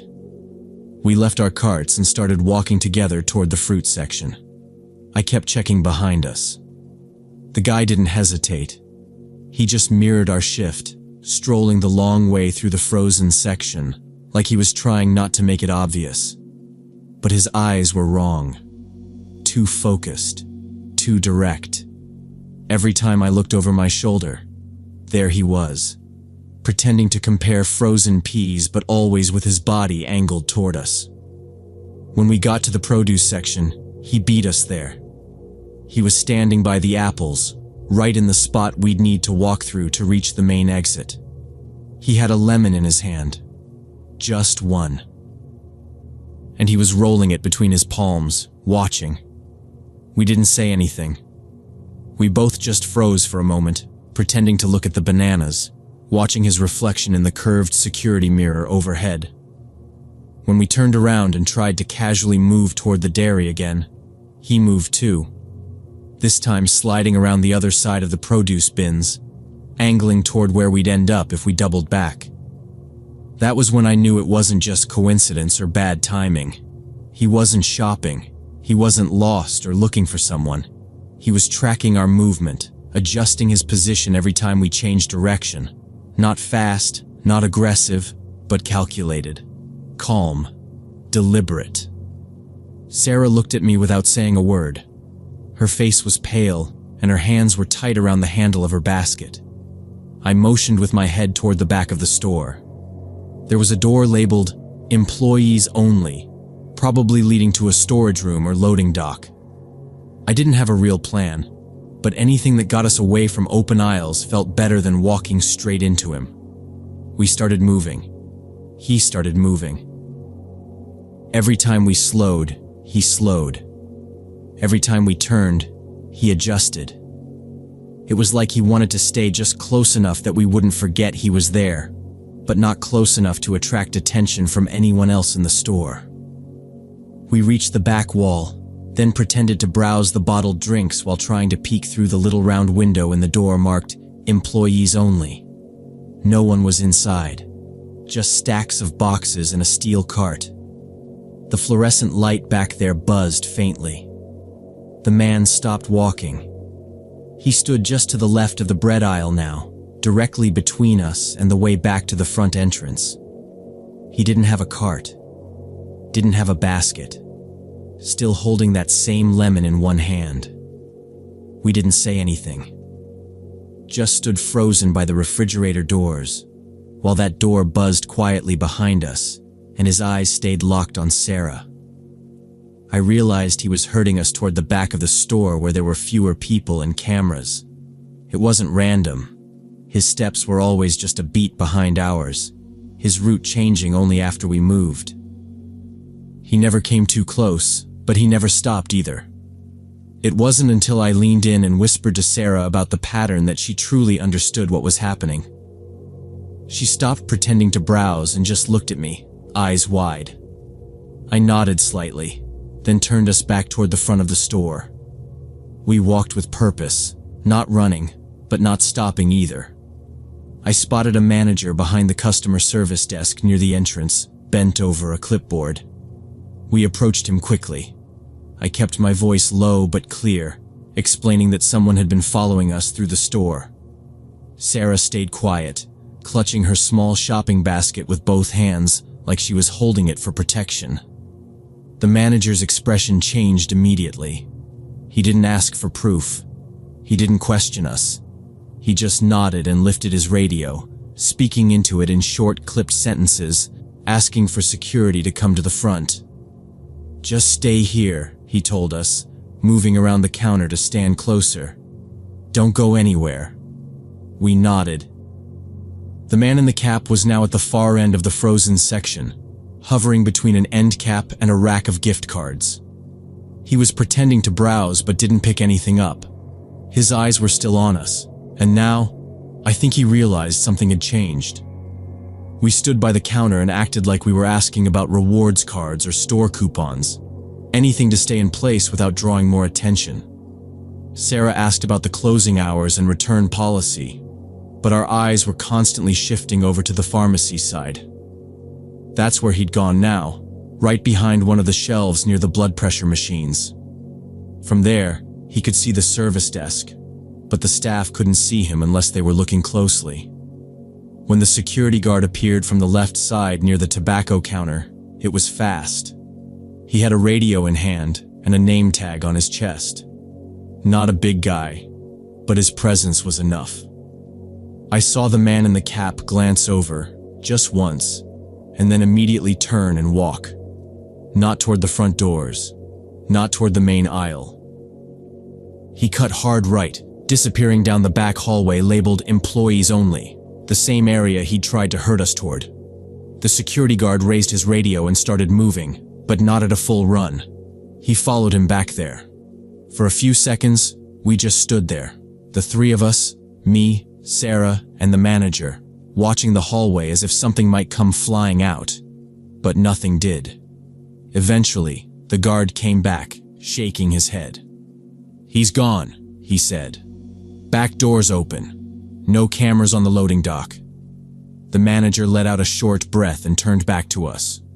"You did the right thing," he said. "We've got footage of him. We'll save it for the police." They offered to walk us back to our hotel across the street. We said yes. A second guard joined us outside, and the two of them stayed with us until we were inside the lobby.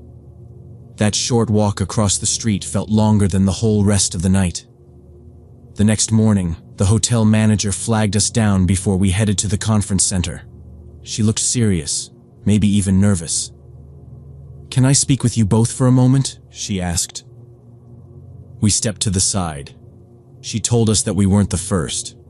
In the last few days, at least 3 other female guests had mentioned a man matching that same description. Thin, baseball cap, hanging around the entrance and asking weird questions.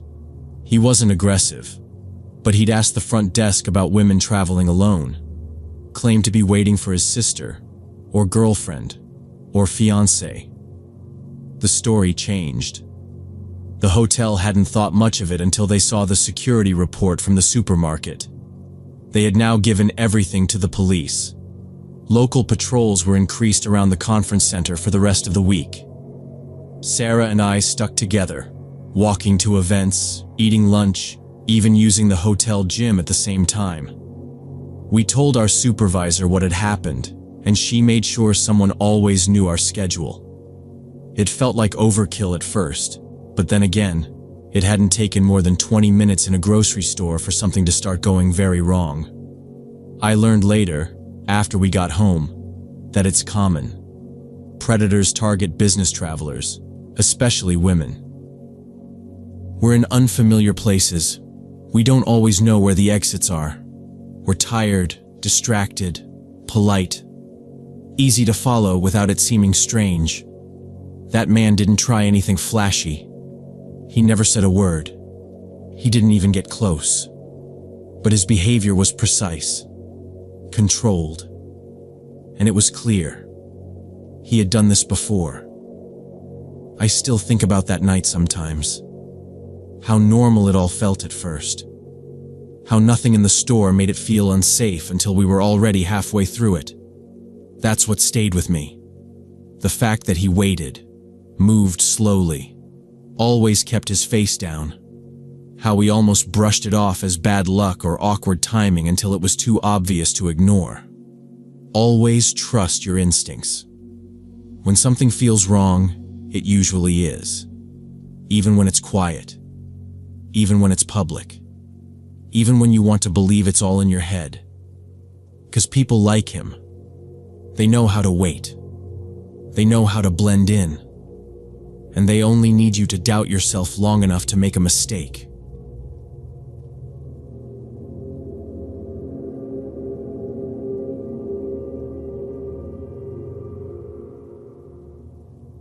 So when I was 26, I worked the night shift at a private care facility for Alzheimer's patients outside Phoenix. 12 residents under my watch from midnight to 8 a.m., and I was the only staff member in the building. The place sat in a quiet residential area, surrounded by a brick wall about 8 feet tall and metal fencing above that. There were cameras on every corner of the building, covering all entrances, exits, and pathways. The inside had motion sensors and automatic lights that kicked on in the hallways when anyone walked through. Everything was locked from the inside, and the front doors had a magnetic lock that required a key card to open. I'd been doing the job for about 8 months and had gotten used to the rhythm of things. Most nights were quiet. I did hourly rounds, checked in on each resident, made sure no one had fallen or wandered out of bed, and passed out meds if they were scheduled. The place didn't have medical emergencies often. A few of the residents were mobile, but most needed assistance or used walkers. Dorothy Williams in room 3 liked to sit near her window and talk to herself in the early evenings, but usually fell asleep before midnight. Robert Chase in room 7 stayed in bed all night, didn't speak much anymore. Dementia had taken his words away years ago. That Monday night had been uneventful. I did my rounds at 1 and again at 2:30. Everyone was asleep. Dorothy was curled up under her pink blanket. Robert had kicked his sheets off again, like always, so I fixed them. The hallway lights flicked on when I walked through, casting a sterile yellow color across the white linoleum floors. I made some tea from the staff kitchen and scrolled on my phone in the break room between rounds. It was quiet, except for the low hum of the air conditioning. Around 4 a.m. that Tuesday, I finished my rounds and was heading back toward the staff area when I heard pounding on the front door. Not a knock, more like a fist slamming against the glass over and over. It echoed through the lobby. I went up and looked through the peephole, expecting to see maybe a delivery driver or even a confused relative who got the time wrong. There was no one at the door. The pounding continued though, even as I looked out. I opened the security feed on the tablet mounted next to the desk and checked the front camera. Still nothing. No person. Just a dark sedan parked across the street with no visible plates. The headlights weren't on. It was just sitting there with the engine off. I didn't recognize it. The neighborhood didn't usually have traffic at that hour. The house across the street was dark. I stared at the screen, trying to make sense of the sound I was hearing, because the pounding hadn't stopped. Then Dorothy appeared beside me, standing there barefoot in her nightgown. Her gray hair was a mess, and her hands trembled like they always did. "He's been out there an hour," she said without looking at me. "Why won't he leave?" Her voice was soft and confused, and for a second, I thought she must be sleepwalking or having one of her delusions. But she was staring straight at the door. "Dorothy," I said, "what are you doing up? Did you hear something?" "That man," she said, pointing toward the door. "He won't stop. I don't like him." Her room was in the opposite wing of the building. No windows in her room faced the front. There was no way she could have seen the front entrance from her bed, not even if she'd opened her door and walked halfway down the hallway. The layout just didn't work like that. She had to pass the break room, then the med station, then the supply closet before the lobby came into view. And she wasn't wearing her shoes. "I think we should go back to your room," I said. But my eyes were still on the tablet screen. The camera hadn't picked up a single movement, but the pounding was still there. Louder now. Like whoever it was knew I was standing on the other side and wanted to be let in. Dorothy's fingers gripped my arm. Tight. "He said he wanted the lady with the curly hair. That's me." My stomach dropped. Her file mentioned delusions. Yes. Sometimes she thought her husband was still alive. Sometimes she thought she was a little girl again. But never once in 8 months had she spoken about someone watching her or trying to find her. Never anything like this. I eased her back toward the hallway, past the med cart. The lights overhead clicked on as we moved. "Dorothy?" I said carefully. "What else did he say?" She looked up at me, wide-eyed like a child. "He was whispering through the door. I heard him clear. He knew my name. And he knew your name too." Then she added, "I didn't tell him, I swear." I didn't say anything. I just walked her back to her room. The hallway was quiet. Her bed still had the sheets pulled back from when she got out. I helped her in, made sure she had her blanket, and turned her TV onto the Weather Channel. She liked to fall asleep to that. Then I stepped back into the hallway and walked quickly to the front again. The pounding had stopped. I checked the front camera one more time. The sedan was gone. The street was empty. The knocking stopped for 15 minutes. I stood near the nurse's station with the security tablet in one hand and my phone in the other, watching the live feeds, flipping through angles, side entrance, back hall, delivery access. Everything was still. Then, just as I started to think maybe the man was gone for good, the pounding came back, louder this time. He wasn't knocking anymore. He was hitting the door hard, using his full weight behind each strike. The door shook with every blow, and I could hear the glass flexing. Before I could move, I heard slow footsteps behind me. I turned, and Robert Chase was standing there in the middle of the hallway. He didn't have his walker. He didn't have his slippers. He'd walked all the way from room 7 without help. His hospital gown was half-buttoned and hanging off one shoulder. He looked straight at me and grabbed my forearm with both hands. Then he said, clear as day, "Don't go to that door. That man is dangerous." I didn't know what to say. I just stood there, blinking at him. Robert hadn't spoken more than a word or two in weeks. Every nurse note for the past month said the same thing. Aphasia progressing. Minimal speech. Mumbling. He was barely able to chew solid food some nights. But now he was looking right through me, eyes focused and alert, holding on to me with more strength than I expected. I didn't answer him. I just nodded and walked toward the lobby window. The curtain was pulled, but I peeked through the edge. There was someone out there. He was hunched over at the door, back to me, trying to wedge something into the crack where the two metal doors met. His hands moved fast, like he'd done this before. Then he froze and looked up at me through the glass. We locked eyes for a second, and he jerked back. His face went dark in the shadows, but I caught the shape of it. Narrow cheeks, unshaven jaw, hoodie pulled tight. He stepped back from the door and then vanished into the night. Gone. I called 911. I told them a man had attempted to force entry, that he was still in the area and possibly armed. Then I turned off the hallway lights and used my key card to lock the main door from the inside. Double secure. I moved the med cart in front of it just in case, and walked Robert slowly back to his room. He didn't say anything else. He sat on his bed like nothing happened. "Try to sleep, okay?" I said. He nodded and looked past me at the blank wall. I checked on Dorothy too. She was asleep again. I don't know how, but she was curled up with her blanket pulled tight under her chin. Her Weather Channel was still playing quietly.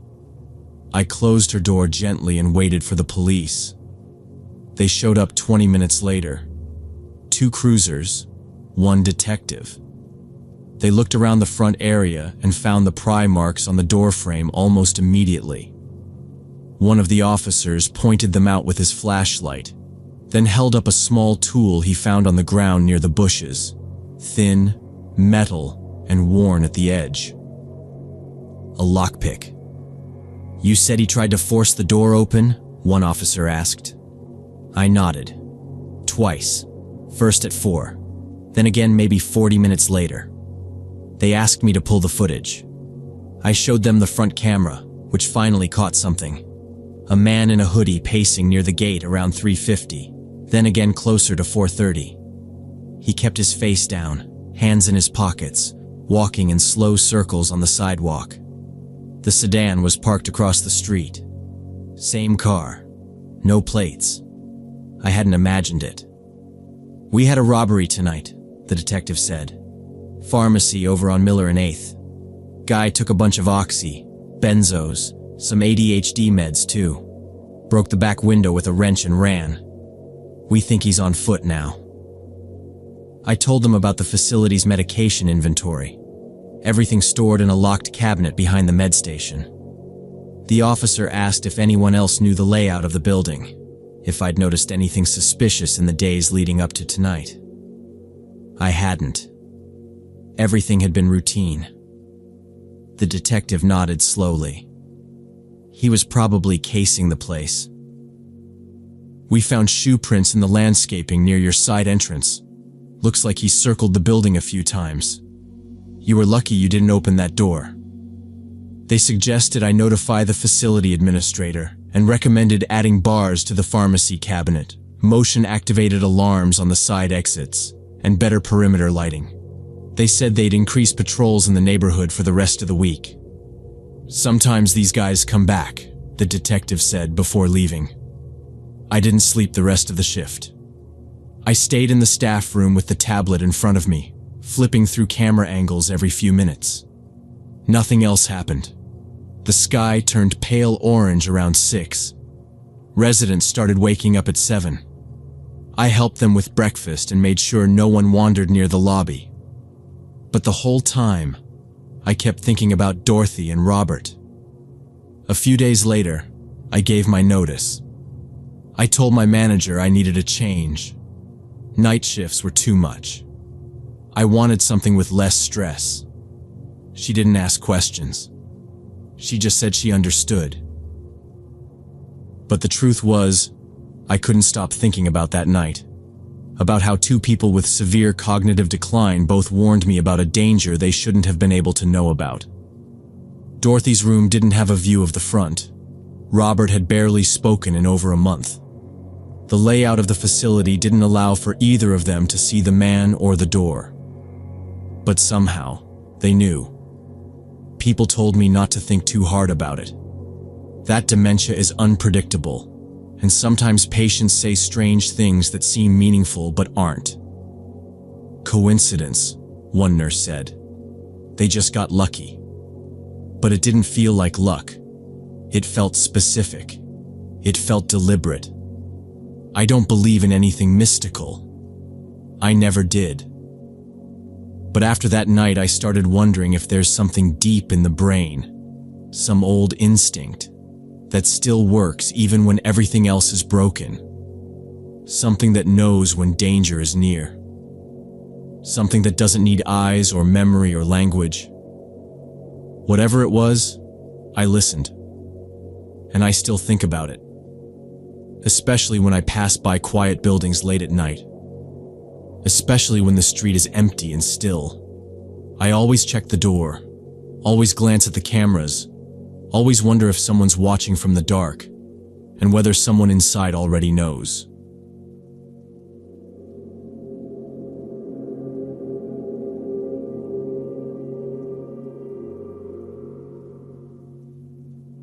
I rented a cottage in Vermont last October for a weekend away from city stress. The place sat off the main road, surrounded by thick woods about 30 minutes from the nearest town. The owner said it was perfect for disconnecting from everything. It was a small, square cottage with a wood stove, no internet, and barely one bar of cell service if I stood at the edge of the deck. I arrived Friday evening, right before the sun dipped low behind the trees. The gravel drive crunched under my tires, and the porch light flicked on from a motion sensor as I stepped out. The front door was unlocked, just like the owner had said it would be. I brought in my bag and groceries, turned on the heater, and started a pot of pasta on the stove. The cottage smelled like cedar and faint mildew, but not in a bad way. More like a reminder that no one had been there for a while. I opened the back windows to air it out and lit one of the candles I'd brought. The kitchen table faced a wide window looking toward the woods. I didn't see any neighbors or roads from there. Just pine and maple trunks stacked close together. It was dead quiet except for the wind. No cars, no people. After dinner, I unpacked my stuff and set my phone on the windowsill to catch a little signal. I didn't expect much, and that was kind of the point. Around sunset, I was finishing the dishes when I heard a creaking sound from the front porch. I figured it was just the old boards shifting with the cold air. But it happened again, heavier this time. I wiped my hands and walked toward the front window. The outside light hadn't triggered, which was odd. I moved quietly and leaned closer to the glass, trying to see past the reflection. That's when I saw a shape. Somebody was standing near the tree line across the clearing, just on the edge of where the grass met the woods. Not walking, not doing anything, just standing there. It looked like a man. I couldn't make out his face in the shadows, but the shape was clear. Broad shoulders, still posture, arms at his sides. The second I leaned forward, he moved. Quick and smooth, he stepped back behind a tree, out of sight. I stood there a minute, waiting for him to reappear. Nothing. I looked for movement, listened for footsteps, but the forest was quiet again. I turned on the porch light and stepped out onto the deck, scanning the trees. It was too dark now to see much of anything. I stayed out there a minute longer, then locked the door and pulled the curtains. After that, I checked every window and door. Everything was shut. The locks worked. The sliding door in the back clicked into place. It was probably just a hunter, I told myself, or some local walking a trail I hadn't seen on the map. Still, I couldn't shake it. The way he moved, fast but calm. Not like someone who was lost. More like someone who didn't want to be seen. I kept the curtains drawn and turned on a few more lights, then sat down with a book and tried not to think about it. The rest of the night passed without incident. I went to bed just after 11 and left a lamp on in the main room. The next morning, it was colder. I stepped out onto the front porch with my coffee to get a better look at the clearing. The grass was still wet from the night dew, and the trees were silent. But something caught my eye on the steps. A line of wet, muddy boot prints leading up from the bottom stair. I looked at my own shoes, dry and clean from staying inside. These weren't mine. The tread was thicker, wider, and the prints were still damp, like they'd been left hours ago. I counted 6 steps, stopping just short of the door. No other marks. No prints turning away. It was like someone had walked up, stood there for a while, then left without backing down the stairs. I walked the perimeter of the house and didn't see any other signs. No tire tracks. No footprints around the back. I circled again just to be sure. Still nothing. I went back inside and locked the door behind me, then double-checked the windows. I even opened a few to check the screens. All intact. I made a mental note to bring something inside to wedge under the doorknob that night. As the day went on, I tried to keep busy. Went for a walk along the gravel road, did some reading, cooked again. But I left all the curtains closed. When the sun went down, I turned on every light in the house and stayed away from the windows. I kept the porch light on. The boot prints didn't fade by the afternoon. They dried into perfect brown shapes, like someone had pressed them in just for me to see. Around midnight, I heard it again. Footsteps on the porch. I froze where I was sitting, held my breath, and listened. One slow step, then another. Then the sound of the front door handle turning. Slow, like someone testing it. I didn't move. I waited a few seconds, then got up, walked quickly to the hallway, and flipped the porch light switch. It flicked on with a snap, casting a pale yellow light across the steps. The handle stopped turning. I didn't wait to see a face. I called out loud, "I'm calling the police!" The steps creaked once more, then silence. I stood there for a full minute, listening hard. Nothing moved. Eventually, I crept to the window and looked out. No one was there. The yard was still. The trees weren't moving. I didn't see anything at all. But just over an hour later, I caught something in the corner of my eye while lying in bed. I turned toward the window and saw a shadow move past the second-floor glass, slow and tall, just the top of a head and shoulder. Not fast like before. This one lingered, blocking the faint light from outside, just moving past, like someone was walking the length of the cottage, watching through the glass. I barely slept that night. Every time the house creaked or the wind moved something outside, I flinched. I stayed in bed with my shoes on, phone clutched in my hand, light still on. I kept thinking about the shadow at the window. It hadn't knocked. It hadn't tried the glass. Just passed by slowly, like it was waiting for something. At one point around 4 in the morning, I thought I heard the crunch of leaves behind the cottage. But when I looked out the back window, there was nothing. At sunrise, I went out with the flashlight still in my hand. The air was cold and wet. I checked the front steps first. No new prints. Then I walked around to the back, toward the small detached shed I hadn't used yet. The lock was broken, lying on the ground a few feet away. The door hung half open. Inside, everything looked like it had been rummaged through. Tools on the floor, bags unzipped, shelves picked over. A chainsaw was missing from the rack on the wall. I stepped back slowly, scanned the woods again, then spotted something in the soft mud near the tree line. Tire tracks. A vehicle had pulled around the back, probably sometime during the night. The tracks were fresh, still wet. I didn't follow them. I called the local sheriff's office, gave them my location, and explained what happened. A deputy named Morrison arrived a little after 9 a.m. He was middle-aged, quiet, wore a heavy coat and gloves. He walked the property slowly, taking pictures of the prints in the shed.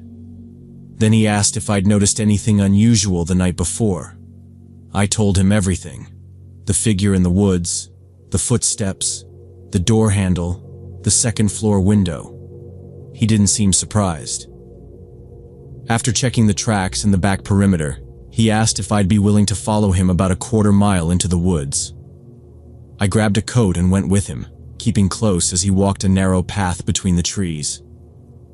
About 15 minutes in, we came to a small clearing. It wasn't visible from the house. In the clearing was a crude campsite, tarp strung between 2 trees, a folding chair, a small fire pit with blackened wood. Scattered nearby were plastic bins, a sleeping bag, and what looked like electronics, clothes, and tools. I recognized the missing chainsaw near the base of a tree. Morrison pointed out a duffel bag stuffed with items still in their packaging, kitchen appliances, headphones, boots. Stolen, he said. from about half a dozen places around here. He explained they'd been investigating a string of break-ins over the past month, all targeting seasonal properties and rentals. The thief usually waited until the place had been empty for a while, then used the woods to approach unseen. He parked off-road, hiked in, and stashed stolen goods in his camp until he could load them up later. They didn't know how long he'd been near the cottage, but based on what I saw, Morrison guessed several days. Back at the house, he checked the locks again and took more notes. He asked me to leave everything as I found it, in case they needed more evidence. Before he left, he told me the man probably expected the place to be empty, and my early arrival threw off his plans. He wanted you gone, Morrison said. If he couldn't scare you out, he'd wait for a better opportunity. I asked about the chainsaw. Could have been for forced entry. Could have been a bluff. Either way, it's not the kind of thing you want someone carrying around at night. By afternoon, more deputies came to remove the stolen property from the woods. They packed up the tent and gear, took statements, and told me they'd let me know if anything else came up. I stayed inside, blinds shut, phone fully charged, bag already half packed. I didn't bother cooking dinner, just ate what was left of my snacks and waited. The next day, they called. The man had been arrested 2 towns over trying to force his way into another rental cabin. Someone spotted his truck parked near a trail and called it in. Officers found more stolen property in the vehicle and camping gear in the back seat. It was the same guy. They showed me his mugshot later. Mid-30s, beard, sunken eyes, wearing a gray coat. He looked like a guy you'd pass on a city street and forget instantly. But not when you're alone in the woods. Morrison said they believed he'd been living off-grid since late summer. Maybe longer. No fixed address, no job, no family they could track down. Just moving from county to county, living in tents, stealing what he needed. When things got too hot, he moved on. They found receipts from hardware stores, maps, fuel cans. He knew what he was doing. I cut my trip short after that. Packed everything up and left before noon. The owner said I could stay, even offered a refund, but I just wanted to be back on the highway. It didn't matter that he was in custody. The place didn't feel quiet anymore. It felt exposed. I kept looking in the rearview mirror all the way out of the woods. Back in the city, I started checking crime reports before booking anywhere rural. I don't care how nice the photos look or how peaceful the description sounds. I want to know how far the nearest neighbor is. I want to know if there have been break-ins, if the doors are solid, if there are cameras. People talk about getting away from it all like it's some kind of luxury. But isolation isn't always peaceful. Sometimes it's the reason someone chooses your place instead of the one down the road. Because you're alone. Because nobody's watching. Because if something happens, help isn't minutes away. It's an hour, if you're lucky. It's easy to romanticize the quiet. But quiet also hides the sound of footsteps. And if someone's desperate enough, silence is the first thing they look for.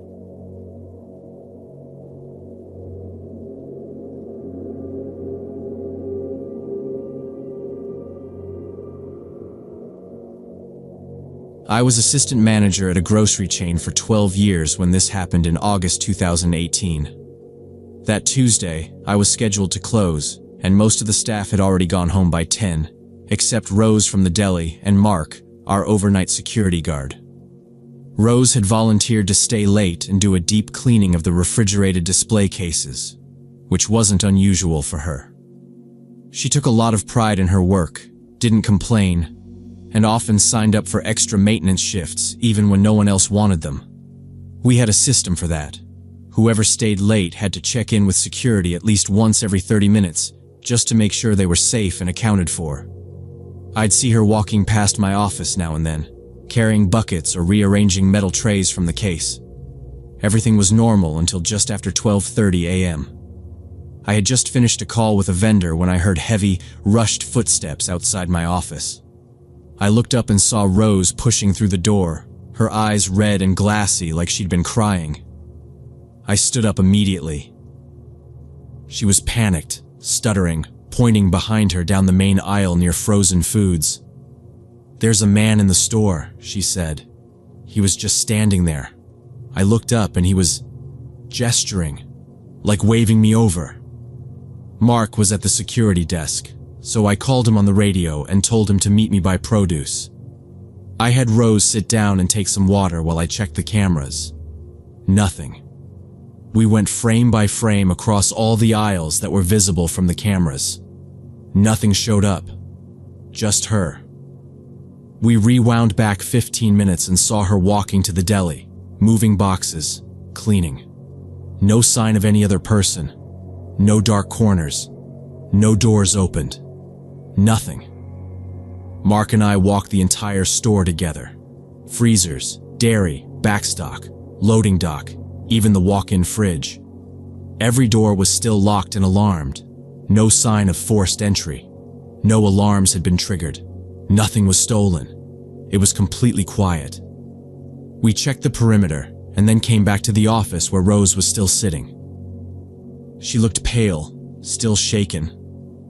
I told her we didn't find anything, and that it might have just been a shadow or a trick of the lights. The store is lit with high white fluorescence, and when you've been working 12 hours, they can start to mess with your eyes. She didn't argue. She nodded slowly and said she must have imagined it. Mark walked her back to the deli, and I figured that was the end of it. 30 minutes later, it happened again. She came back, not running this time but moving fast, glancing over her shoulder. Her voice was higher now, panicked again. She said he was back, same man, same aisle, just standing still, half turned toward her, watching. No expression, no movement, just standing there. She said he hadn't made a sound, didn't approach, just pointed. This time, we didn't just check the cameras. Mark and I did a full walkthrough again, but slower. We cleared every aisle, checked every shelf, every stock room, even the restroom hall. I climbed up onto the storage racks and dry goods to get a view from above. Nothing. No signs of any tampering. No extra items. No missing ones. And again, the cameras showed nothing but her. We could see her reacting to something. She looked up and backed away fast. But in the video, there was nobody else there. Just empty tile floor and shelves of cereal. That was when I decided she needed to go home. Whether it was stress or something else, she didn't need to be here another minute. I told her to clock out early and get some sleep, and that I'd follow up with her later in the week. She hesitated, almost protested, but I told her it was fine and we'd cover the rest. She took her things and left through the front entrance with Mark walking her to the door. The next morning, store manager Susan reviewed the footage herself. She confirmed it. Every camera angle, every timestamp, just Rose, Mark, and me. Not a single frame showed anyone else. The building was sealed. All exit alarms were functional. The interior motion sensors showed only 3 bodies on the grid all night. Over the past month, Rose had come to my office a few times after her shifts, usually just to cool down before heading home. She never made a formal complaint, but she hinted at feeling unsafe, especially when working evenings. One time, she mentioned a guy who kept hovering near the deli while she was slicing meat. He didn't do anything overt, just stood there watching too long. She said he made her skin crawl. A week later, she told me he came back again and muttered something as he walked by. Something about her being easy to follow. That one stuck with me. We checked the footage then too. There was a man who matched her description. Tall, gray jacket, shaved head. He didn't break any rules, just loitered longer than usual. No reason to ban him. I asked if she wanted to report it formally. She said no. Just a bad vibe, she told me. But after that, she seemed different. Jumpy. She flinched when someone came around the corner too fast. She kept the deli knife holstered even when she didn't need it. Susan and I had already started discussing how to get her time off. She'd been pulling long hours, sometimes doubles, and took on too much overtime. Always said she was fine, but we could see it wearing her down. Our district didn't have great policies for burnout back then, but we had access to a small employee assistance program with counseling. We decided to call her in the following Monday, offer a few weeks of paid leave, and set up a referral to a therapist. It was late in coming. We both knew that. We thought the man she saw that night was a projection, something her mind created under too much pressure, an accumulation of fear and exhaustion. We figured she needed rest. We didn't think it was anything more than that. The next morning, a little before 8, I was in the office when my phone rang. It was Rose's husband. He didn't say anything for a moment, just breathed into the receiver. When he finally spoke, his voice cracked. He said Rose had passed away during the night, collapsed in their bathroom. Paramedics said her heart stopped. She was only 38. No prior medical issues, no warning signs, no history of heart disease. The ER doctor said it was cardiac arrest brought on by acute stress. The official report came later. Autopsy confirmed it. Elevated catecholamines, cortisol levels through the roof, classic markers of an adrenaline-fueled breakdown, panic-induced heart failure. Her body had essentially short-circuited under psychological pressure. Her husband said she hadn't slept, pacing, sitting by the window. She kept telling him about the man in the store, that he was watching her, that he was going to hurt her. She said he wasn't real, but at the same time, she was convinced he was. He knows where I live, she said. She locked every window twice, moved furniture in front of the back door. He tried to calm her, even offered to drive her to the hospital, but she refused. Said she just needed a shower, needed to clear her head. She never came out of the bathroom. The funeral was 2 days later. Small gathering. Some co-workers came. Susan cried through most of it. I stood in the back, feeling like I didn't belong. Her husband spoke briefly. He said she was the strongest person he knew, and that she gave everything to her work. Too much, maybe. He didn't say it with anger, but it hung there. I felt it in my stomach like a weight. Back at the store, the air changed. People walked softer. No music played for a week. We held a meeting with staff, acknowledged what happened. Management issued new protocols, mandatory stress management training, anonymous reporting systems. We upgraded the camera systems, doubled security shifts during off hours, but none of it felt like enough. I went back through the footage from that night one more time. I watched Rose walk past the seafood counter, bucket in hand, head down. I watched her pause, lift her eyes, freeze. Her posture stiffened like she'd seen something.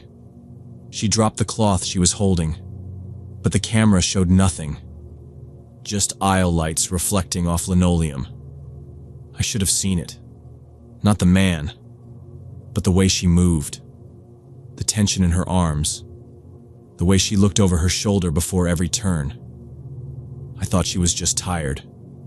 Everyone's tired in retail. That's what I told myself. But this wasn't fatigue. It was fear. Sometimes I wonder if there was someone there. Someone the cameras didn't catch. A glitch in the blind spots. Or someone who knew where to stand. But then I think, does it matter?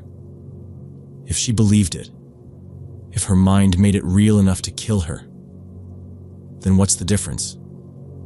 I still think about that night. About the way she looked when she came into the office. About the way I told her to go home and rest, thinking that was the right call. I've been in this job too long, seen too many things. But Rose Rose was different. She was the first time I saw stress break a person from the inside out. She died of something nobody could see on a chart until it was too late. We work in places that push people too hard for too little, where everyone's replaceable, where fear gets laughed off because you're just supposed to deal with it. If I had said one different thing, if I'd made one different call, maybe she'd still be here. But I didn't. And now she's not.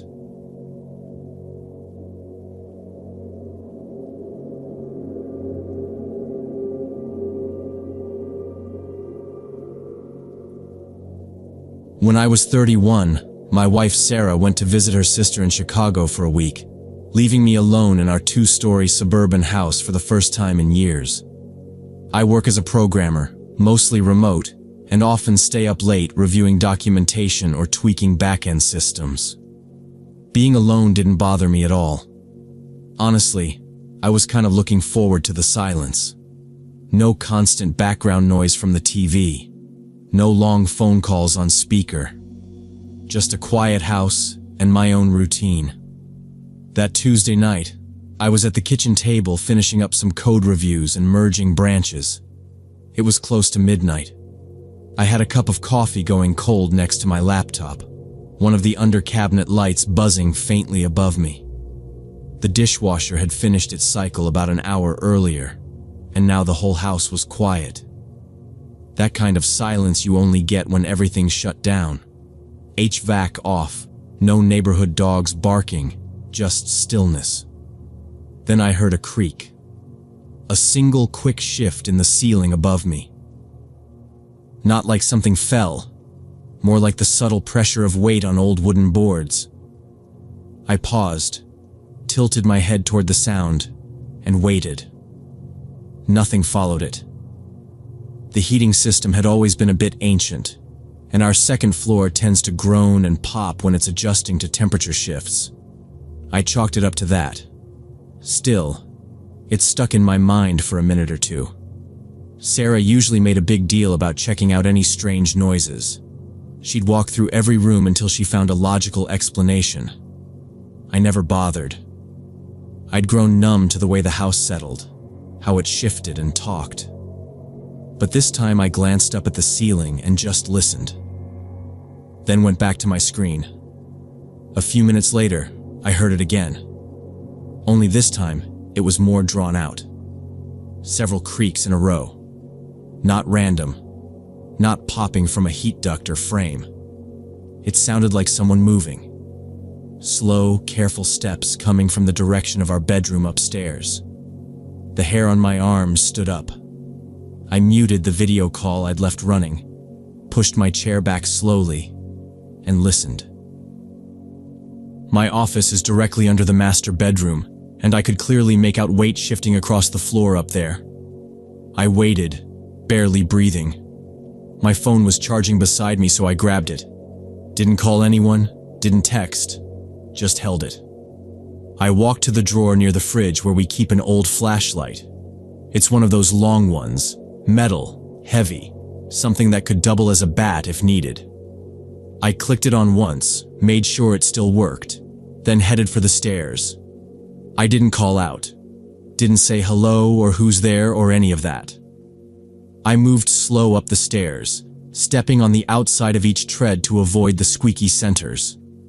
Halfway up, I paused and scanned the second floor landing with the flashlight beam. The door to our bedroom was open about halfway, just how we usually left it. But something about the angle of the light hitting the floor gave me pause. There were marks on it. Faint, smeared tracks. When I reached the top, I kept to the wall, moving toward the guest room first. The door was open wide, and the bed was untouched. I scanned around.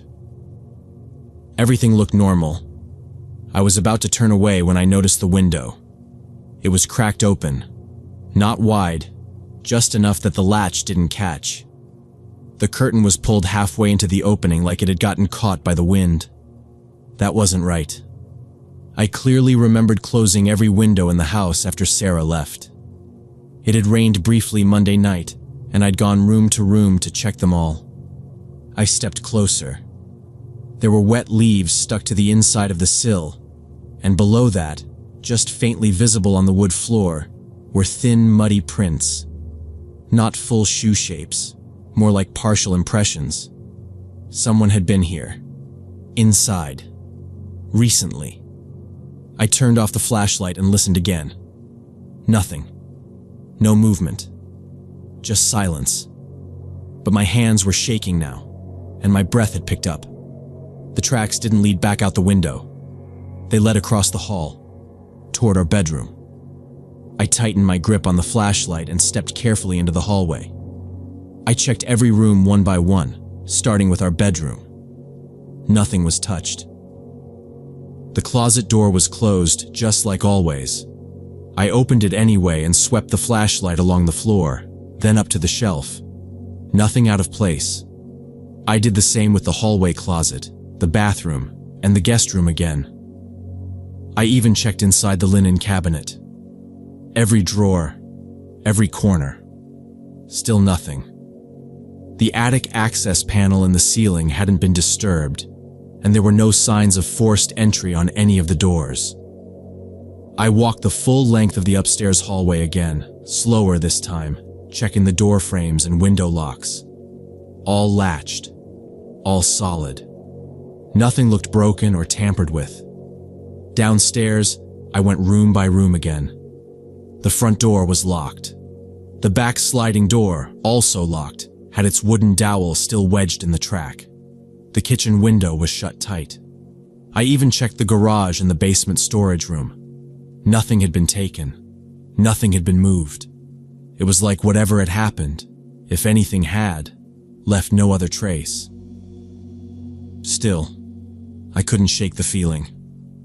I carried the bat up to the bedroom and sat on the edge of the bed with my back to the wall. I kept the flashlight and my phone next to me and watched the hallway outside the cracked door. Every single noise that night felt amplified. Every shift in the walls, every pop of the ducts, every car that passed outside. I didn't sleep. I just sat there for hours, replaying the sound of those footsteps in my head. Waiting. By morning, I knew I wasn't going to let another night go like that. I called a security company at 9 a.m. sharp and scheduled a full home system install for that afternoon. Motion sensors, window alarms, and cameras for every entry point. I wasn't interested in peace of mind anymore. I wanted proof. I also drove straight to the hardware store and bought new deadbolts, rekey kits, and a box of long screws for the strike plates. Every door in that house got an upgrade before lunch. The techs showed up around 3 and finished by sundown. I watched everything they installed, made sure the app worked, and walked the perimeter with them twice. After they left, I tested each alarm and alert from my phone. Everything was solid. I still didn't sleep great that night, but I felt better knowing every door and window would trip an alert if touched. I kept the bat beside me anyway, just in case. The next several days felt like I was living inside a ticking clock. I'd wake up every hour to check the cameras. I'd get a ping from the motion sensors outside, then watch 10 minutes of footage just to confirm it was wind or a squirrel. I turned on every outside light after sunset, set the alarm the moment I came inside. I even covered the guest room window with a thick towel until I could get blackout curtains. I started checking local crime stats in my area. Nothing major, but then I dug deeper and found out there had been a string of break-ins 3 blocks over. 2 houses on the same street had been hit within a month. No one was hurt, but both were daytime entries. Police suspected it was the same person. My report got added to the file, but they admitted they had no leads. One of the detectives told me over the phone that most burglars avoid occupied homes. That didn't help. When Sarah got back on Sunday night, I picked her up from the airport and didn't say anything until we pulled into the driveway. I didn't want her to think I was overreacting, but I also didn't want to downplay anything. Once we were inside, I told her everything. The footsteps, the muddy prints, the open window. She went quiet, walked upstairs with me, and stood in the guest room for a long minute before saying anything. "Did you call the cops that night?" "Next morning," I said. "They took a report, but there wasn't much to do. Nothing stolen." I showed her the footage from the week. The app had stored a bunch of random motion alerts, trees blowing, cars driving by, some neighborhood cat. She scrolled through them, pausing now and then to study a frame. I told her how I hadn't slept properly since Tuesday, how I'd been on edge the whole time, jumping at shadows. She said she believed me, but I could tell she wasn't convinced it had been a person. That changed exactly 1 week later. It was around 11 p.m. when my phone buzzed with a motion alert from the kitchen window camera. I was already in bed, Sarah asleep next to me. I slipped out, went to the hallway, and checked the app. A short clip was waiting. I tapped it, expecting another false alarm. But there it was. Something large and slow climbed up onto the outside sill of the kitchen window. It paused, nosed around, then pushed its front paws against the glass. A second later, the window nudged open an inch. The old latch hadn't clicked all the way after the last cleaning. I watched, completely frozen, as the shape squeezed its body halfway in. It was a raccoon. Fat, slow, and deliberate. It dropped into the kitchen sink, sniffed the counter, then knocked over an empty granola bar wrapper. After a minute of rummaging, it climbed back out. The footage ended there. I stood in the hallway, just staring at the screen. I couldn't decide if I wanted to laugh or punch a wall. All that tension, all that fear, every second of lost sleep. For this, I woke Sarah and showed her the clip. She laughed. Not in a mean way, but in that relieved, incredulous kind of way. I didn't laugh. Not right away. We checked the guest room window again that morning. Same style latch. Loose if not clicked hard. It wouldn't take much for a determined animal to get it open. And the muddy prints. The leaves? They lined up perfectly. We bought better window locks that afternoon. Reinforced ones that couldn't be jimmied from the outside. I kept the security system running. I didn't even consider canceling it. What I learned from that week had nothing to do with raccoons. It was about what happens to your mind when you're alone in a house that was never truly quiet before. You start noticing every little sound, every unfamiliar shift in the shadows. You go from logical to paranoid without even meaning to.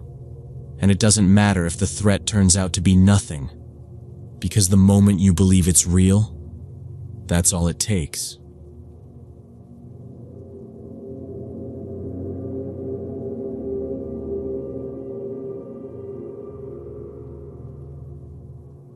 When I was 28, I worked for a consulting firm that sent me all over the state for client meetings. That Friday night in November, I was driving back from a 3-day project in a small town about 4 hours away. The rental SUV had been acting up all week, making weird noises and jerking occasionally. It would stall for a split second when I slowed down, then lurch forward again like it had hiccups. The check engine light had blinked once, then went back off. I figured it was nothing, just a glitch. The gas station attendant in the last town had warned me about frequent breakdowns on this stretch of Highway 47. Said something like, "If your car's already acting funny, maybe don't push it." I should have listened and stayed overnight, but I wanted to get home to my girlfriend. We'd had a fight before I left, and I didn't want to give her another reason to be pissed. The rain was coming down hard, and my GPS showed 2 more hours of winding country roads ahead. I remember thinking this was exactly the kind of situation my dad always warned me about. Dark, remote, middle of nowhere, alone. The roads were slick and narrow, bordered by dense woods on either side. No streetlights, barely any reflectors. Just the yellow glow of my headlights cutting through the rain, and the occasional pair of distant deer eyes staring back. I didn't see another car for nearly 30 miles. Just trees, soaked road, and a low mechanical hum that didn't feel right.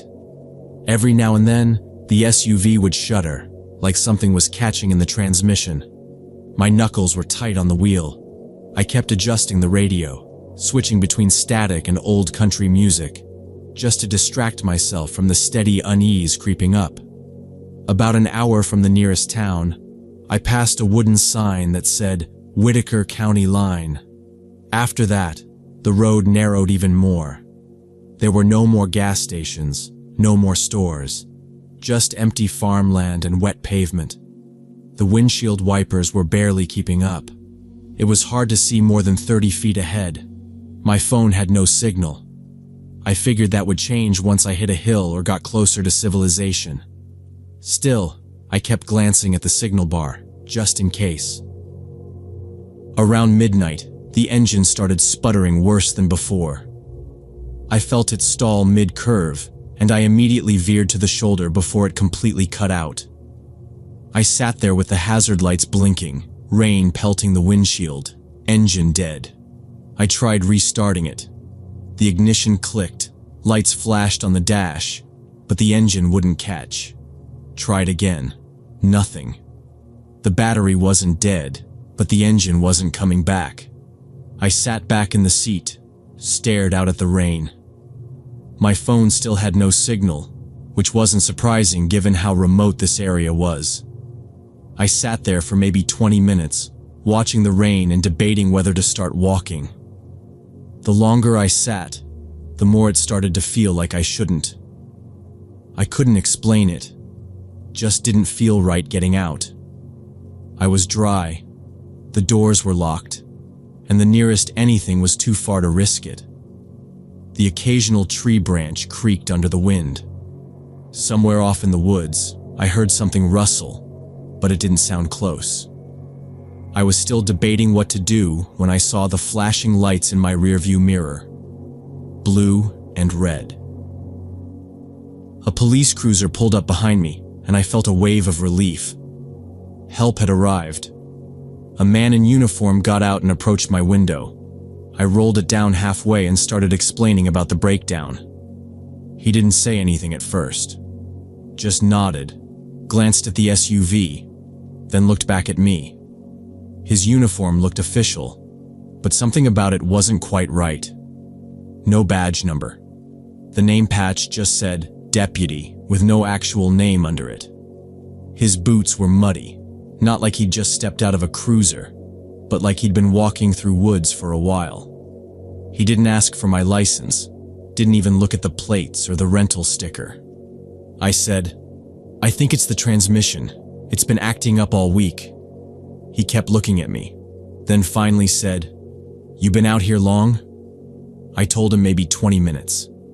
He didn't respond, just stared through the window for a moment, then said, "Pop the hood." I hesitated. His tone wasn't aggressive, but it was too flat, too clipped. I hit the hood release, and he walked around to the front. I watched him in the mirrors.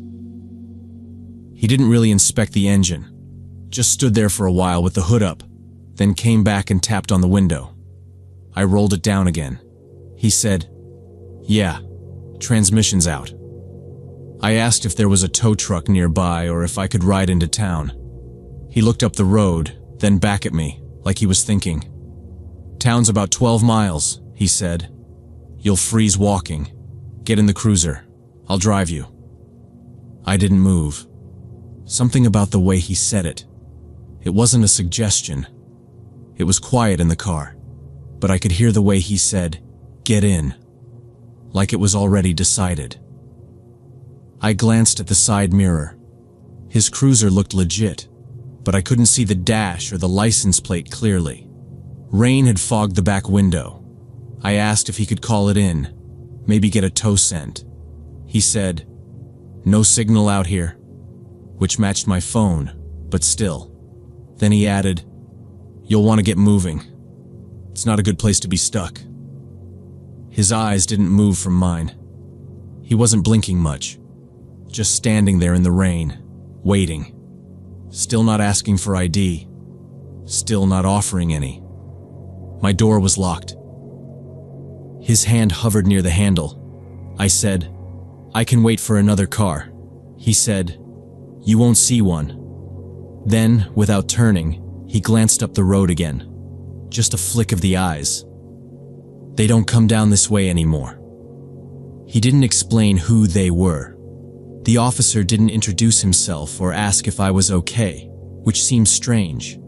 Instead, he demanded to see my license and registration in an aggressive tone that felt more like an interrogation than assistance. I kept glancing at the rearview mirror, trying to get a better look at his cruiser, but the rain distorted everything. His flashlight beam stayed locked on my face, blinding me. I raised a hand to shield my eyes and said, "Can you stop pointing that at me?" He didn't respond, just repeated, "License, registration." I reached slowly for my wallet, moving carefully. He stood close, just behind the edge of the door frame, so I couldn't see his face clearly, just a silhouette and a soaked uniform. I handed him my license but didn't touch the registration. I said, "It's in the glove box," waiting for him to tell me to grab it. He didn't. He just stared at the card in his hand, then said, "Step out of the vehicle." His tone was clipped, flat. I didn't move. "Why?" "There's been reports of stolen vehicles in the area," he said. "Yours matches the description. Step out." It didn't make sense. I was driving a silver rental SUV, same generic model I'd seen a dozen of that week. I asked, "What exactly are you saying I stole?" My voice came out steadier than I expected. "I'm not going to argue with you. Out of the vehicle, now." His flashlight moved down, angled through my window like he was checking the inside of the cabin. I noticed then the badge area on his chest was completely blank. No emblem, no name, just Velcro with nothing attached. The belt looked wrong too. No radio, no body cam, just a holster and a few pouches that looked oddly spaced.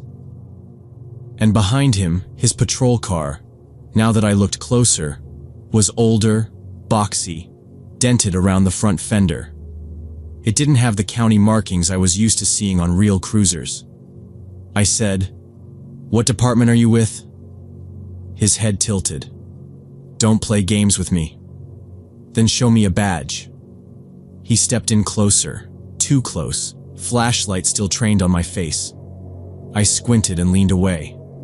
He said, "Give me your keys. Vehicle's being impounded. You can talk to someone at the station. I'm not handing you anything until I know who you are." His hand moved down to his belt, resting near what looked like a sidearm. That's when I knew I wasn't wrong. My heart started pounding, but I didn't show it. I nodded once, then slowly reached down with my left hand and clicked the lock switch. He didn't react, probably thought I was complying.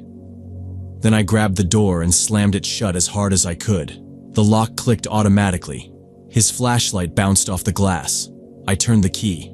First time, click, nothing. Second time, the engine turned over. He started yelling, hands smacking the glass, trying to open the door handle, but it was locked. I threw it in drive. Tires spun on the wet asphalt for a second before gripping. The SUV lurched forward, and I floored it. In the mirror, I saw him sprinting toward his car. I didn't wait to see what happened next. I drove fast, hands tight on the wheel, every muscle locked. The road curved and twisted, rain still pouring, and I kept checking behind me for headlights. I didn't see any, just trees, empty road, and a growing sense of nausea in my chest. I passed one closed gas station, then another. No cell signal. Nothing but woods and wet road. Finally, a green highway sign appeared through the fog. Hollow Creek, 9 miles.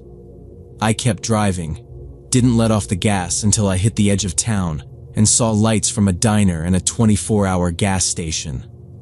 I pulled into the first lit building I saw, parked in front of a grocery store with a faded open sign, and sat there for a full minute, breathing. Then I drove another half-mile to the town's police station. A squat brick building with a single cruiser parked out front.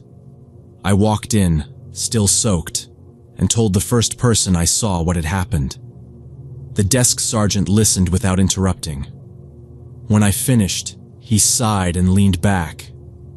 "You're not the first," he said. "Not even this month."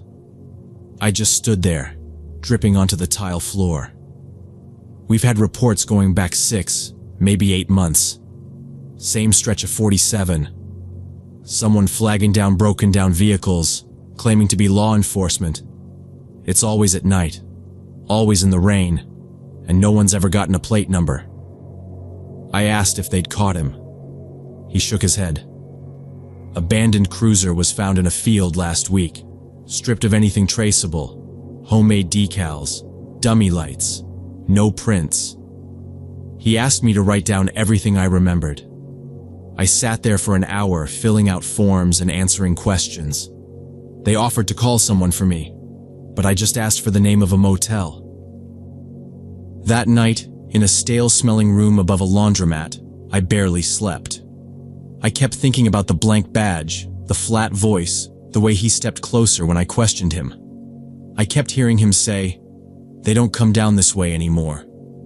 Like it was a warning, or maybe a threat. It's been almost 2 years. I've taken that road once since then, in broad daylight, just to see the spot. There's no mile marker, no signs, just a patch of cracked asphalt and a gravel shoulder. Nothing that says what happened. Nothing to prove I didn't imagine it. But I didn't. I know I didn't. I still drive rental cars for work, still take long trips through unfamiliar places. But I keep a second phone now, one with offline maps and emergency SOS. I also keep a printout of state police ID formats in my glove box. And I never, ever pull over for flashing lights in the middle of nowhere again. I don't know what he wanted, but I know I wasn't the first, and I'm scared I won't be the last.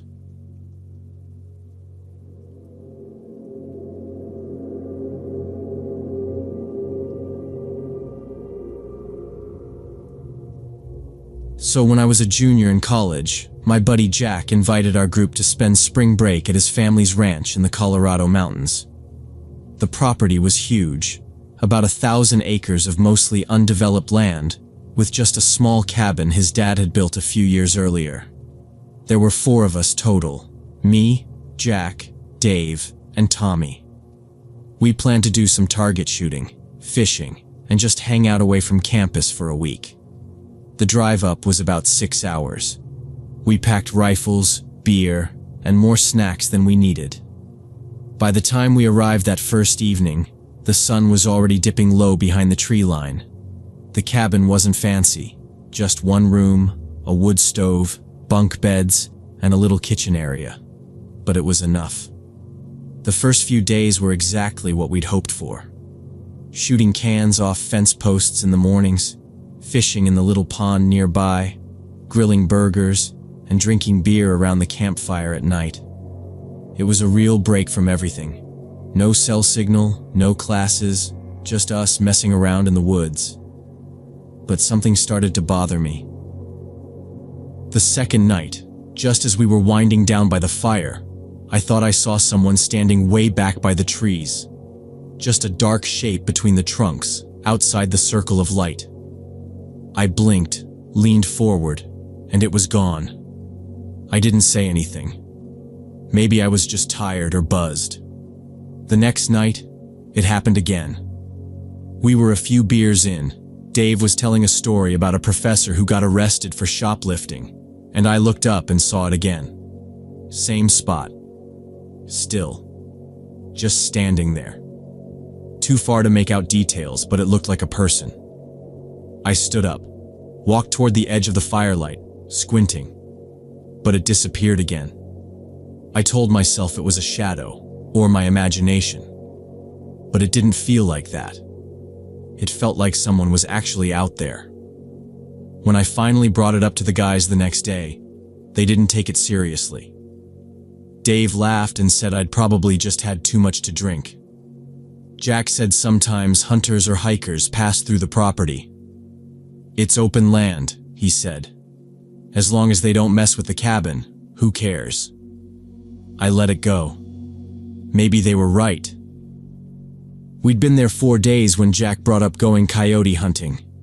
Said his dad had mentioned they'd been messing with livestock in the area. None of us had ever hunted coyotes before, but we were game. We loaded up our rifles and headed out around mid-afternoon. Jack led the way down one of the old logging roads that cut through the property. We hiked about 2 miles before stopping near a wide clearing. Jack said it was a good spot to post up and wait. The plan was to spread out a little, sit quiet, and see if any coyotes wandered close. The sun was low by the time we saw movement across the field. A small pack, maybe 4 or 5, moving along the edge of the trees. Jack signaled for us to get ready. We crouched into position, rifles up, barely breathing. Then, out of nowhere, we heard the first shot. It wasn't from us. The bullet zipped overhead, close enough I could hear it snap through the air. We hit the dirt instantly. Another shot cracked from the tree line behind us, then another. Branches snapped above. Someone was firing at us, and it wasn't random. These were aimed. Real bullets. I crawled toward a downed log for cover, heart pounding in my ears. "What the fuck is happening?" Dave shouted from somewhere to my left. Jack yelled, "Don't move! Stay low!" The shots kept coming, maybe 4 or 5 more in total. Then silence. No footsteps. No voice. Just dead quiet except for the ringing in my ears and the rustle of wind through the grass. We stayed still for what felt like forever. Finally, Jack crawled over to me, his face pale. "We gotta get out of here. Now." We moved fast but low, staying in the brush as much as we could. No one said a word on the hike back. We immediately hit the ground and started crawling toward better cover behind some fallen logs. Dirt kicked up around us as more shots cracked through the trees. The sound echoed, impossible to trace. Whoever was shooting had distance, elevation, and a better line of sight. I saw bark explode off a stump 2 feet from Tommy's head. He was screaming now, not hit, just panicking. We couldn't yell back. Talking felt like painting a target on yourself. We just motioned to each other and kept crawling until we reached the edge of the clearing, where the trees were thick enough to break visibility. There was a short pause, like the shooter was reloading or just waiting. Jack was the first to make a move. He looked at us, nodded, and sprinted. We all followed. We didn't think. We just ran. The road back to the cabin wasn't a straight path. We had to cut through the brush, down a slope, and jump a shallow creek. The bullets started again just as we broke the tree line.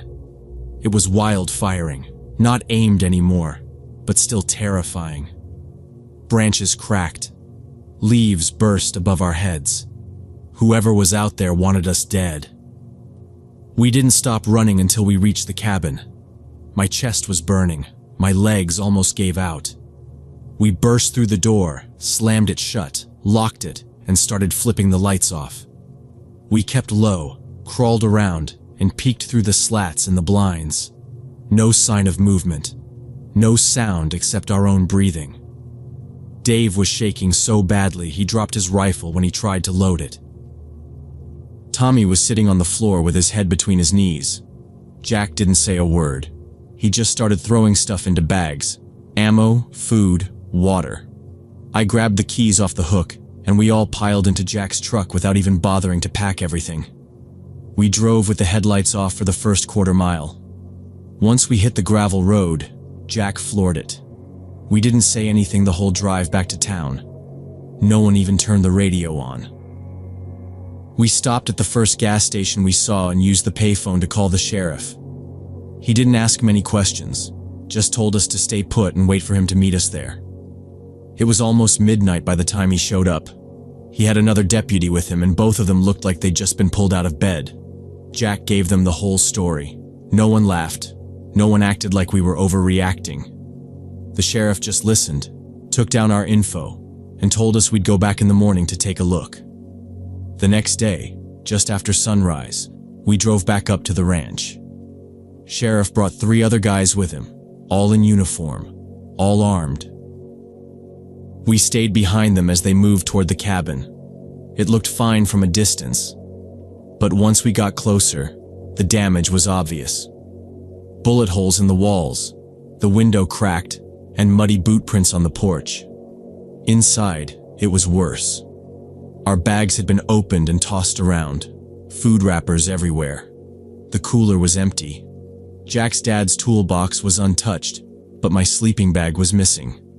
So was a box of .308 ammo we'd brought for target shooting. Nothing else had been taken. No cash, no electronics. Just a few things that would be useful in the woods. The sheriff crouched outside by the porch steps. He pointed at some tracks in the dirt. "Not fresh," he said, "but someone's been here a while." He led us about 100 yards into the trees where we found the remains of a camp. Just a fire ring, some torn canvas, and a pile of animal bones. Another 100 yards beyond that, there was another one. Smaller, cleaner. He found 3 in total, all scattered along the edge of the property. The sheriff's guys spent the day sweeping the area. They found more signs, trash, more tracks, a tarp hidden under a log pile. But no person. Whoever had been living out there had packed up and vanished. The sheriff's theory was that it might have been a poacher or someone squatting. Maybe ex-military. Maybe just someone who didn't want to be found. He said it wasn't uncommon in the mountains. People disappeared out here all the time, sometimes because they wanted to. But what didn't make sense was the shooting. If it had been a hunter, he said, they wouldn't have kept firing once we ran. There was something else going on. They set up trail cams and posted notices about the investigation. Jack's dad came up later that week with a contractor and started planning out a fence. None of us stayed past that second night. We went back to school and tried not to think about it. But I did. A lot. The search officially ended 2 weeks later. Nothing new was found.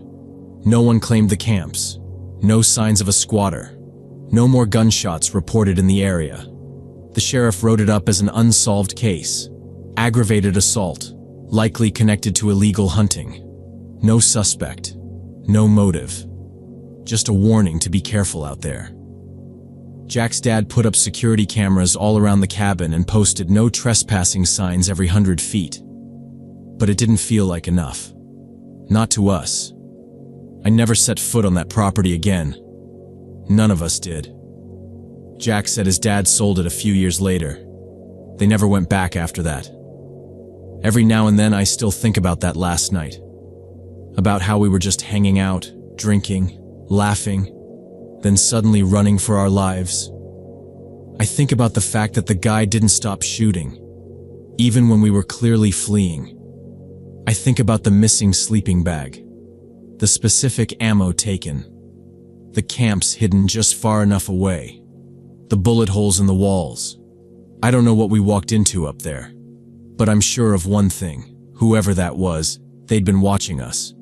Probably the whole time.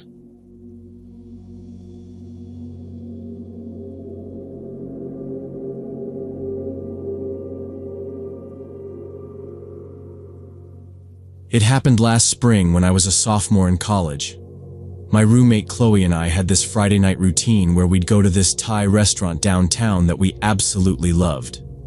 The place wasn't fancy, but the food was solid and cheap, especially with the student discount.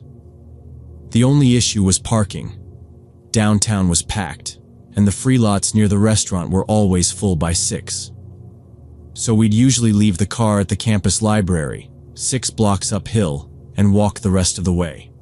That meant we had to pass through a neighborhood with narrow sidewalks and houses that hadn't seen paint in decades. There were barely any working streetlights, so once it got dark, Those few blocks always felt off. I used to tell Chloe we should just suck it up and pay for parking once in a while, but she'd just laugh and remind me we were both eating on ramen budgets. That Friday night started like the rest. We parked at the usual spot, right under a busted-out lamppost behind the library, and made our way toward Maple Street. I remember passing the same tilted mailbox on the corner, the one with duct tape wrapped around the post. We were halfway down the block when we saw someone had left their garbage bins out even though trash day had already passed. Stuff like that always made me a little uneasy, but I kept those thoughts to myself. Chloe was talking about some guy in her bio lab who wouldn't stop flirting with her, and I was only half listening, just trying to keep an eye on where I was stepping because the sidewalks there were always cracked or uneven. We were about halfway to the restaurant when I noticed a dark sedan parked on the side of the road. It was the only car on the block, engine off, headlights off, just sitting there like it had been parked for hours. There was a man behind the wheel. At first I thought he might have just been using his phone, but then I realized he wasn't looking down. He was staring directly at us. His eyes didn't move. He looked to be in his 40s, buzzed hair, and he had this cold, fixed expression. His face didn't twitch or shift at all. No phone, no distraction. Just eyes locked on us through the windshield. I slowed down without even realizing it, just a step or two. That's when Chloe looked up and saw him too. She didn't say anything, but her grip tightened on my arm. When we were about to pass the front of the car, the guy rolled down his window halfway. I expected him to ask for directions or say something stupid, but what came out didn't make any sense. It was low, maybe mumbled, but I caught the words, "pretty walk," or "make you walk." I'm not sure. His smile, if you could call it that, was tight and crooked, like it didn't belong on his face. Chloe didn't say a word. She just tugged on my sleeve and picked up the pace. I followed. Then we heard it. The slam of a car door.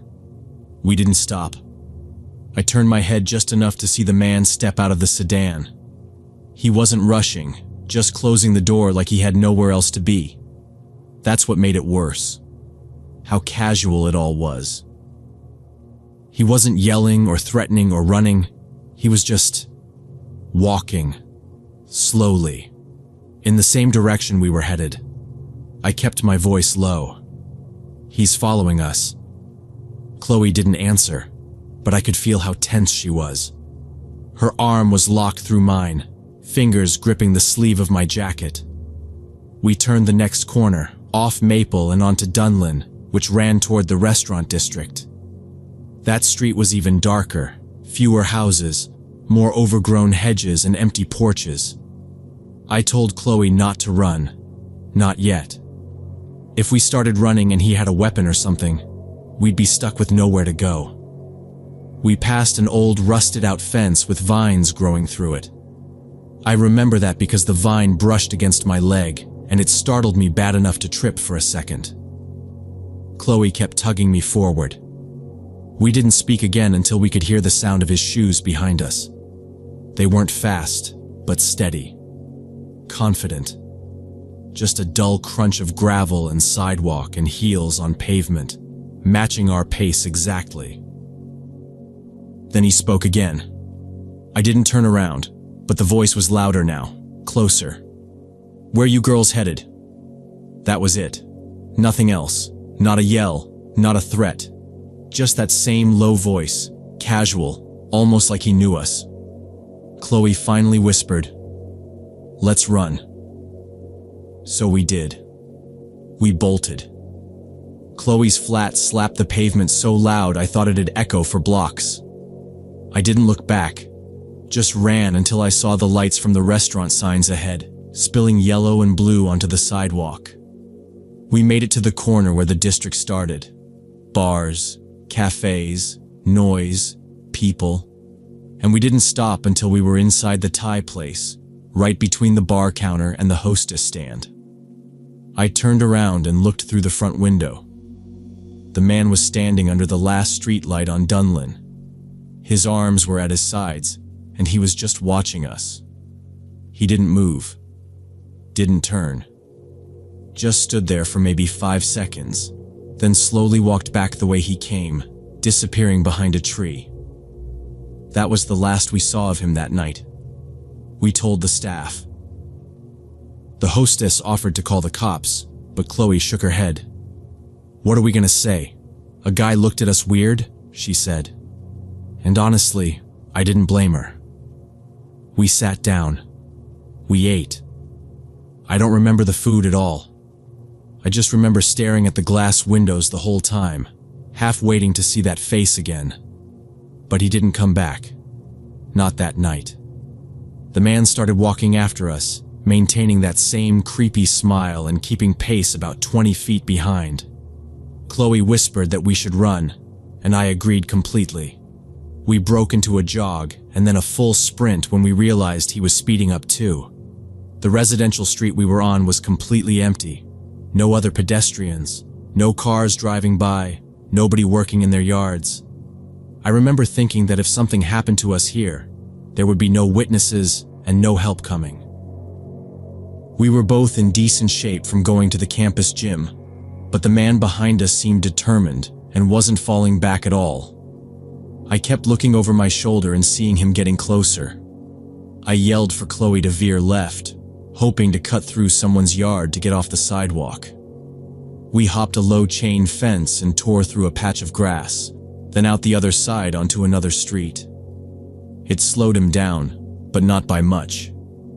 When I looked again, he was still behind us, still moving fast, not shouting or saying anything, just chasing. Chloe's breathing was getting heavy, and my legs were burning, but adrenaline kept us moving. The sound of his footsteps didn't fade. We passed dark houses with closed curtains, driveways with empty cars. There was nowhere to hide, nowhere to knock for help. It was one of those moments where everything around you is quiet, but your heart is hammering so loud that it drowns out the world. We made a quick decision to change our route and head directly toward the shopping center instead of the restaurant. There were always people around the stores and restaurants in that area, even late on Friday nights. As soon as we turned the corner and could see the bright lights and crowds of people ahead, I felt a wave of relief. We ran straight into the main entrance of the shopping center and immediately blended in with all the other shoppers and diners. When I looked back toward the street, the man had stopped at the edge of the parking lot. He stood there for a few seconds, staring in our direction, then turned around and walked back the way he came. We ducked into a frozen yogurt shop near the entrance and stayed there, pretending to browse the toppings bar, hands shaking, eyes darting toward the window every few seconds. The staff probably thought we were high or drunk, but nobody said anything. Chloe kept whispering that we should call the cops, but I told her we didn't have a name, didn't have a plate, nothing to give them. Just a man in a dark sedan with no headlights and a smile that didn't move. We stayed inside the shopping center for about an hour before we felt safe enough to leave, and then we called campus security to escort us back to our car.